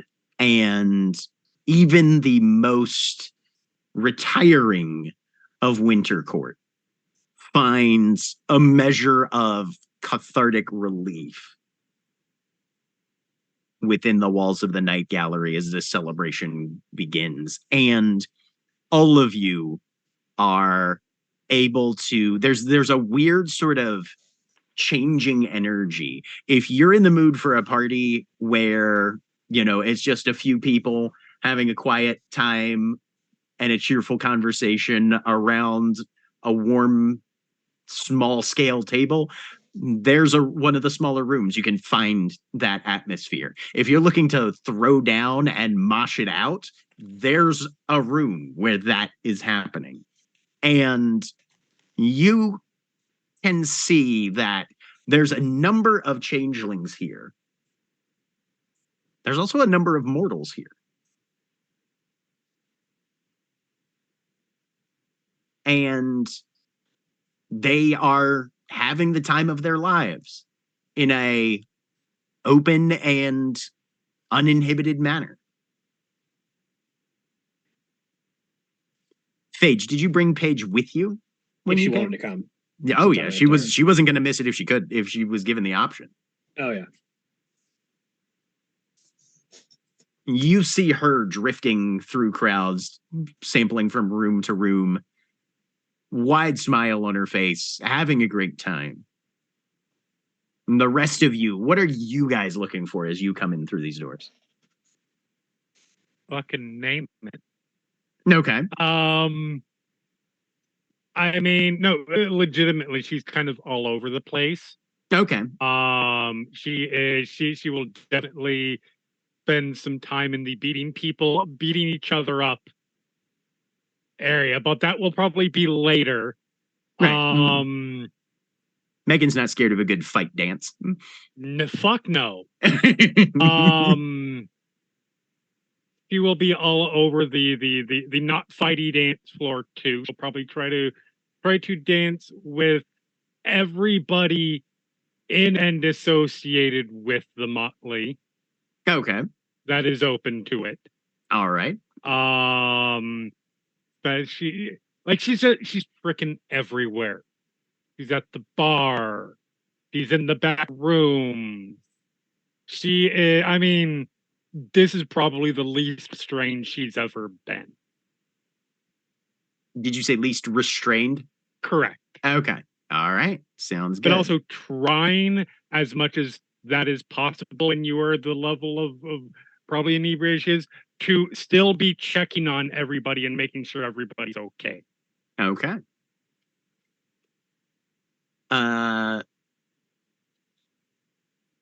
Lark, you came over with Alana, I assume. Yes. What are the two of you looking for? I mean, Lark will hang near Alana because Okay. this can kind of be overwhelming. At the same time, Lark's looking for Barnaby. All right. Sounds good. And what about Alana? Alana's looking to drink, to dance, and to in general just have fun. Okay. This is the first time she's been able to like it's not been like mission oriented since she got out, if that makes sense. Sure. This is the first chance for her to like breathe and actually just exist for a night. Fantastic. Go ahead and give me a presence and socialize for Alana then. Okay.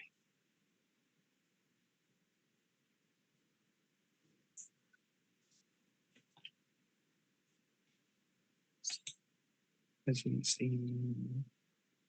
Socialize. 1 success. Okay.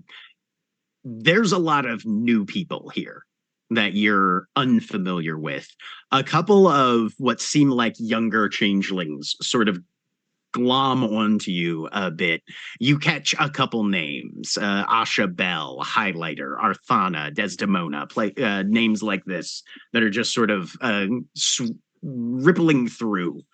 Everybody seems to be intense in their own way, but it's always in a very interesting way. Meanwhile, Liz, Yeah. what do you first do when you come in with Butterfly? We'll say Akajin picked you guys up if or provided that's what I figured. Hand wave, you're there. Liz doesn't particularly want to be at a party right now, but there's a lot of people. It's slightly too many people, but she's really excited that Butterfly is here. So she's watching Butterfly and probably just kind of following her lead. And if it gets too intense or too much, then she might peel off and do her own thing. But it depends on what you consider too much or too intense. The very first thing Butterfly does is run up both flights of stairs and jump off the top mezzanine. She's a windwing, so she just glides her way around and down. I panic slightly when she does that because it's falling. Right. And she does that like 3 or 4 times, just runs a loop, you know, right. And then grabs your hand and says, how would she phrase it? Circus! And drags you out onto the dance floor. Oh boy. Okay. I'm going to try. Right now, you guys are in a room. Okay. Where a sort of weird Irish step dance, line dance fusion thing is happening right now. Okay. So it's active, but it's also very systematic, and all you have to do is copy what the people on either side of you are doing. That's doable. That's doable. You can manage. You can manage pretty well. Yeah. And yeah, no, it's basically celebratory jazz exercise at this point, you know, kind of thing. Cool. And Butterfly seems to get a real kick out of it. At one point, though, there's a little bit of a pause between, and you see Phage walking through the hallway outside. Oh, I peel off and go after her. Okay, all right. You catch up with Phage on in a slightly more sedate. There's always a hallway at a party where like the active party isn't happening, but it's a good way to get from the place to place where the party is very much happening. Hi, I made you this. Oh, Liz shoves a card at you. It is like the most exuberant children's card you've ever seen. basically. Oh, It's chock full of stuff. When you open it, it is going to pop out and do like the, the cards that do the unfolding dramatic little like house or something that comes out like the paper kind of pop out. Like paper crap pop out. Yeah. House, yeah. She's not great at it, so it's probably not super good. And she was sort of distracted by a lot of things going on this morning. So whether you can tell what it is or not, it is the hollow though. That's beautiful, Liz. Thank you. Congratulations. I knew you'd win. Yeah. I'm still a little surprised myself. You wouldn't have made it if parade! And there's a report like a gunshot. I duck. As Butterfly found a party popper somewhere and just confetti and glitter over top of both of you. I wasn't sure how that when Liz ducks, Phage will just sort of kneel down to match Liz's height because she's massive even when Liz is standing. Mm-hmm. And just says, "I do have a question for you." Yeah. You remember we've been taking care of Alana past couple of weeks. Uh-huh. She's interested in joining the Motley. We want to ask everyone around and see how you're feeling about it.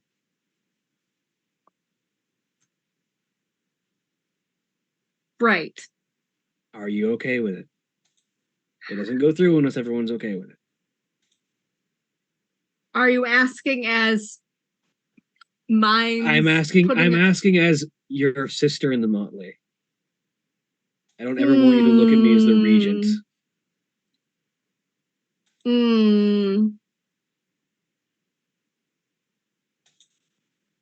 She's fine.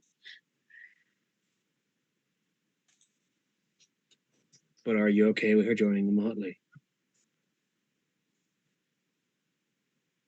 She's fine. What an answer, Liz. That is an answer. Is that an affirmative answer? No. So you don't want her joining the Motley? I don't know. You've got time. Think on it. Great. Butterfly has begun marching off down the hall, singing the Notre Dame fight song at the top of her lungs. Also, probably want to follow your girlfriend. Don't tell me what to do. Liz. Sure enough. Go ahead.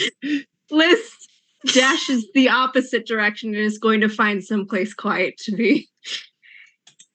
You know of a quiet place in the night gallery? Yep. She heads up there. Okay. Lark, while you're sort of monitoring Alana, Barnaby comes out of a knot in the crowd. One of his horns just has somebody's phone number written on it in lipstick. He does not seem to have noticed. 410-555-7713. Remember, like, there's plenty of grave space in that cellar. And in the yard. Hey. She when he comes up and she sees this, she will just be completely like dry-faced. And whose number is that? He does that sort of thing. Have you ever seen like a dog trying to sniff its own ear? You know, he like does a full circle and then pulls out his phone and takes a photo of himself and then realizes he could have just done the front facing camera and looked at it.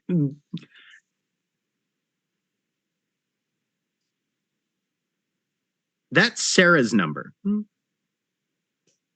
You know Sarah as Sarah Bloodred. Yeah. Right. I'm gonna fucking... Drunk is she? Who isn't right about now? Right. And you know, like there is no reason you would do that unless you were fucking with your Motley mate because he has her number. She's one of the people he practically lives with, you know, kind of thing. Well, that's hilarious. Hi, you're out. I am. Not like, but No, I know what you mean. Yes. yeah. How you doing? I'm a lot better right now. Good. 3 people have tried to get me to dance. Somebody asked me if they could do a body shot off of me. And I think are Silk Strings and Megan a thing? Silk Strings is Sunset Blue's driver.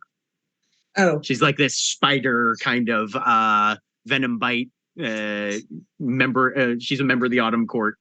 So you know her through there as well. I don't think so, but I wouldn't be I saw surprised him making if out they in a were stairwell, right now. so I was Yeah, just like, that's Megan does that. Yeah. Okay, this is a lot. It's spring. It is. It really is. It's a hell of a lot better than winter. I feel like winter has its place, but this city can use a break. Yeah. Can I be the fourth person to ask you to dance? You can be the 4th person to ask and the first person who gets accepted. To pull him onto the dance floor. All right. The celebration continues for probably a good hour and a half before there's a chiming sound that rings through the night gallery. And almost magically, it seems, the energy begins to subside and everybody starts to catch their breath from whatever they're doing or drift out of whatever room or place they had been ensconced in. Liz, for the last little while, you've been playing Old Maid with Click Clack up in the and you almost have won like twice. Excellent. Yeah. But everybody begins to sort of drift back, and you realize that the spatial aspect of the night gallery has been weird this entire time because there's so much party going on there. It shouldn't fit into the space that exists, but somehow through probably a number of contracts and possibly some temporary hollow crafting or something, there's been enough room for all of this to be happening.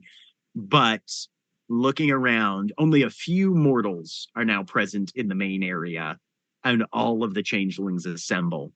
And Phage, you see Sunset Blue come up to you, take your arm, almost in that sort of bride being walked down the aisle way.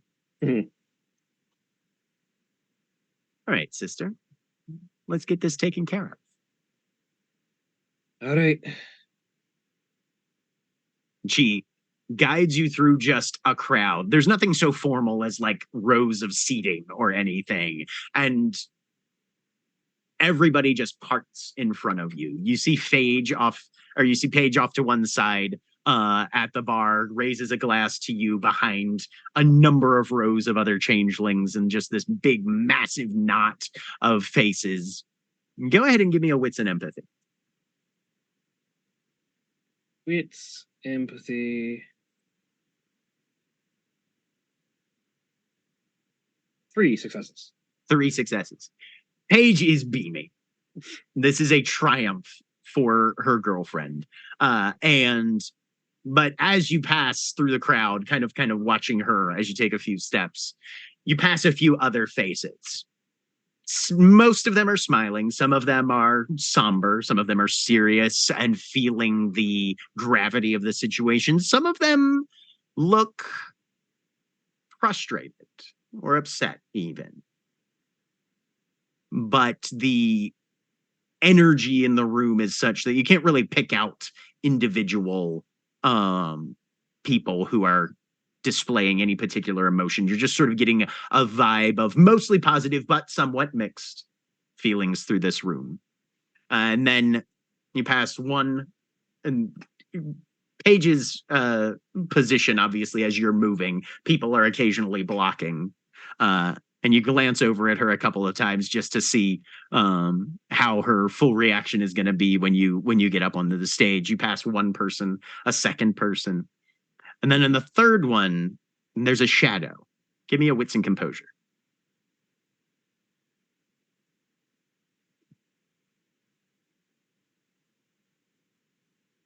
0.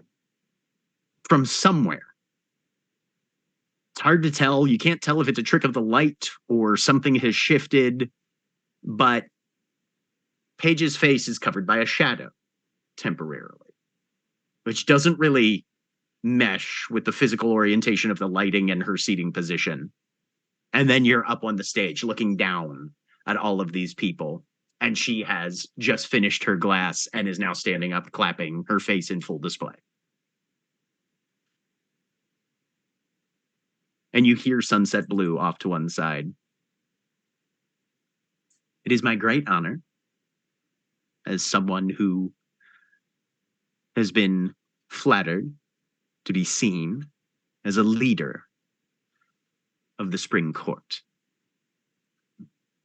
It is with deepest respect and greatest pleasure that I present to you the new Vernal Monarch.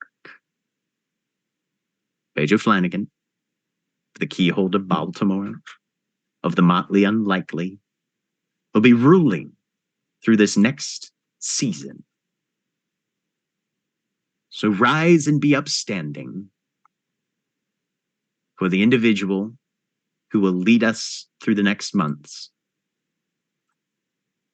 and who is fit to wear the antler crown. She makes a gesture in the air, and you see manifest above her head, for the first time that any of you have actually seen this thing visually, a now revealed aspect of Sunset Blue's mantle, this enormous circlet that hovers probably about 1.5 inches above the crown of her head. White-tailed deer antlers curve around into these blood-stained tips. It's woven through with a number of tendrils and leaves and just absolutely lush plant life. And it flickers, seemingly slightly immaterial. It's an image. As she raises her hands up and grabs onto it and physically lifts it from its place where it hovers above her head and reaches over to place it on top of Phage. Phage, you feel the weight of this thing settle around the top of your head. And then there's a prick. And you feel blood begin to stream from a couple of points on the back as the hedge thorns that are woven into this thing taste of your blood and bond with you over it. And that weight remains there for a moment, and then you can feel the crown lift and again begin to hover just off the top of your head, but you're still keenly aware of its presence there. There's a faint inertia as you move your head where you can feel it trailing behind you and mirroring your movements as it is now officially part of your mien, at least for the time being. What's Phage's first statement as she's crowned and faces her keyhole? So as she turns, her mantle manifests an aspect that is rarely seen but often felt, especially by the ogres of the Freehold. There almost appear to be manacles that sort of begin to trail off of her wrists and ankles. These heavy leaden chains that seem to be present around her as she sort of steps to the center of the stage. And as she walks, they almost seem to strain. And as she takes a final step, the chains seem to snap as if breaking away from their anchoring. But as she sort of stands over and looks at the rest of the crowd.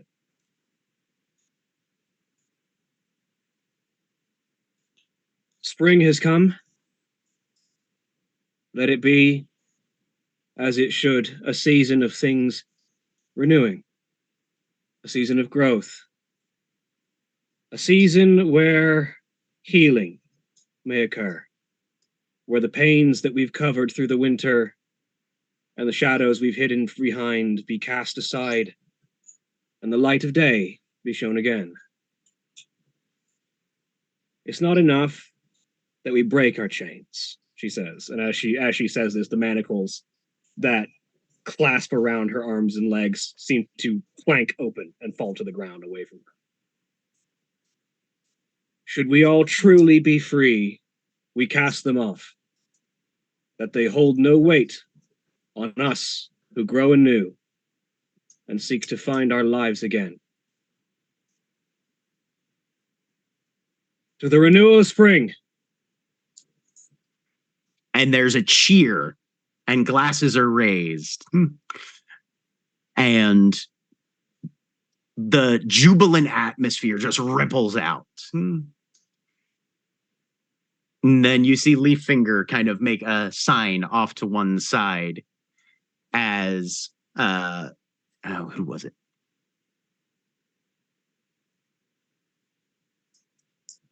One of Sammy Blossoms, who has been a member of Common Security for quite some time, steps up and holds on a small platform a bell with a wooden handle. To confirm, he calls out, his clear voice rising. As one of the representatives of this court, our new ruler, we ring the bell of day, one for each hour. And the bell begins to chime, clang, clang, 24 times. Luck, give me an intelligence and occult roll, +3.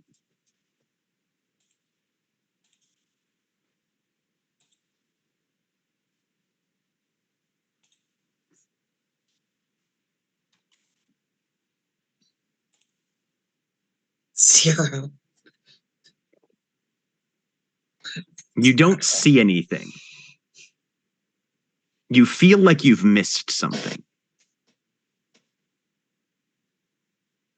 But the sound and its repetition bring back a sharp reminder of your time in the stone oval. 24. 24 rings. 8 and 8 and another 8. And that's where we're going to end for this week. Say goodbye, everybody. Bye.